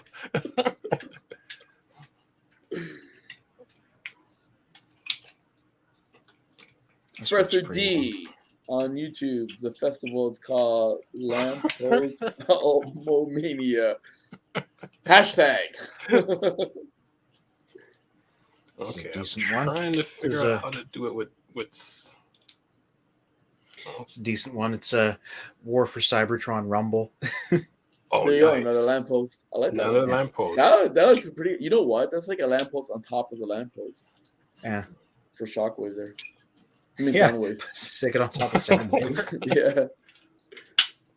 Oh, here we go. I don't know if I created a lamppost or a can opener. Wow. What is that? Who is that? Who's that? That's original Scourge. Holy Oh. crow! Oh, he's just very yellowed. Very Yeah, I was yellow. about to say. He's been out in the sun too long. He almost looks like what's the other Decepticon and Autobot, the double-headed dragons. Center twin. Yeah. Right. All right, let's wrap it up. Because I gotta go. So, have we mentioned what the reviews are for tomorrow and for this Friday? We did a quick plug. Yeah. But we can do it again. Kingdom Rhinox. For Right. tomorrow, ready to go. Gonna compare him with the Thrilling 30 guy. Mm-hmm. It's not a very good peeling angle. There we go. Mr. Chain Guns of Doom himself. Next Friday, one of my retro reviews, Studio Series Dropkick from the Bumblebee movie. Nice. Nice. Beyond that, I don't know. You saw my pile of stuff that I got at TFCON. All that's going to get written up. So that was Cool. basically a preview of stuff in the coming weeks, you know? I'm trying to do a hot rod lamp post mode, but he can't bend forward or raise his arms very high. So it's not turning out very well. If anyone asks, I was with you guys all night. Yeah. Okay, so Ryan, don't worry. If anybody asks, we'll have our stories straight. Okay, so you're with us the whole entire night. Yep. What else you got there? That's it? Oh yeah, that's all. That's Mondays and Fridays one. Okay, so every Mondays and Fridays there's a review. So we got an up-to-date review on Mondays, a retro And something from on the Friday. archives. Yeah. Yeah, something from the archives. We still have Is that Wheelie? Upside down wheelie lamp post. there you go. Yep. Again, if you got anything to sell, promote, doesn't matter if it's an event or a get together, if you got some DVDs, video games, anything that's transfer related, use our classified site. It's free. Mm-hmm. Anybody have And the G1 website. hubcap? Anybody have Machine Wars hubcap? What were those two? And what's called, it's at childrenofprimus.com. Mm-hmm. Got everything there. And what else? Oh, you know what? If anybody, I'll tell you this right now. Yes, Anthony is our lead writer. He's going to be writing for us hopefully for a very long time. But if anybody wants to submit an article, please do so. Oh yeah, the more the merrier. Yeah. So you're going to submit that to Anthony. Anthony's going to read it. He's going to edit to make sure this is okay. And then guess what? We'll post it. So if anybody wants to join our community, please do so. It's free. You know, and you know, as Anthony knows, like the articles are shared amongst you know, a large handful of different Facebook groups, and many people also share it to, you know, to their friends and everything as well. So it's not just you know, write an article and it's on one website or on one group. Like it's shared around, you know, amongst many groups for everyone to, you know, to read, like learn and to connect. Yeah, we're definitely across a whole bunch of platforms. Mm-hmm. We're on Facebook, we're on YouTube, we're on Twitch, we're on Twitter. Hopefully we're going to be on Rumble, Odyssey, whatever allows us to get on there so we can talk about more of what we love, and that's Transformers. And making lampposts out of our Transformers. Yep. And Professor D, Scavenger lamppost. there you go, scavenger. So Professor D saying you guys are censoring the R word. That's yes. Yeah. Yeah. The reason why they're censoring the R, they are censoring the R word because I actually used it in this video. This does not have my seal of approval. No. But what does is this hubcap lamppost mode. So I gotta say, people with helmets that are special. Wait, what? Never mind. I just had to sneak that in without you guys paying attention. Thanks for the distraction, Anthony. Appreciate it. He's like, no, he's not co-signing on that one. That's my ninja moment. My Nate Bird moment. There you go. Okay. I think I've done lampposts for the evening, so Okay, so we're going to be on next week. Hopefully, mhm. I will have those videos uploaded. Hopefully, D can be part of our conversation as well too, because you know what? Let's face it. You know, I'm the Yang, or we're the Yang. D's the Yin. Yeah. Yin Yang. There you go. So we need our Yin, right, in order to complete our circle of having a whole bunch of goofy guys on our show talking about Transformers. Am I correct to say that? Mm-hmm. Because that's what we are. We're a bunch of goofy guys that love Transformers. We love talking about all this stuff, and we like to have fun. And that's the whole purpose of the show, is just to have fun. So we miss you, D. I know you were part of the chat. Thank you for at least being part of the chat, and hopefully we'll get you on next week. We got TF Collect, great discussion, and Lamppost demonstration. Very enjoyable show tonight. Thank you. I appreciate that, TF Collect, for that comment, but also we appreciate you for always joining us and participating. And if you ever want to jump on the show live and talk to us verbally live, we'll be more than happy to send you a link. And that goes for anybody else, okay? The whole show is created about Transformers. We want people to come on here to talk about it. You don't have to stay the whole entire show. You can talk about it 5, 10, 20 minutes. It's up to you. You can jump on, jump off. That's what the show's all about. And so we go want ahead, to Mike. thank Kira for coming out, Bill, Yeah. TF Collect, Ryan, and Professor D. Yes. Hey guys, Luke Skywalker lamppost mode. It's going to elevate. It's going to start from Transformers. It will elevate to like all sorts of different. It'll be like a social media challenge. Put your hand in your shirt, put your arms up, lean forward. And we got to give a little special shout out to Ryan, because I believe it's his first time joining us and watching. Correct him if I'm wrong. And you know what? Black Lion lamppost. And thanks for joining us as well too, Ryan. And hopefully we get to interact with you more often. And again, if you want to jump on live, you got a webcam, or you can use your phone. We'll send you the link as well too.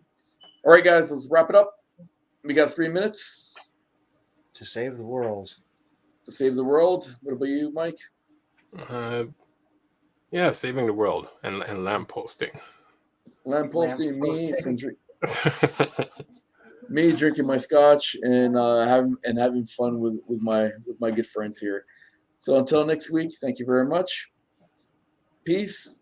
Until all are one. Until all are one. Until all are one. All right. Bye, guys and girls.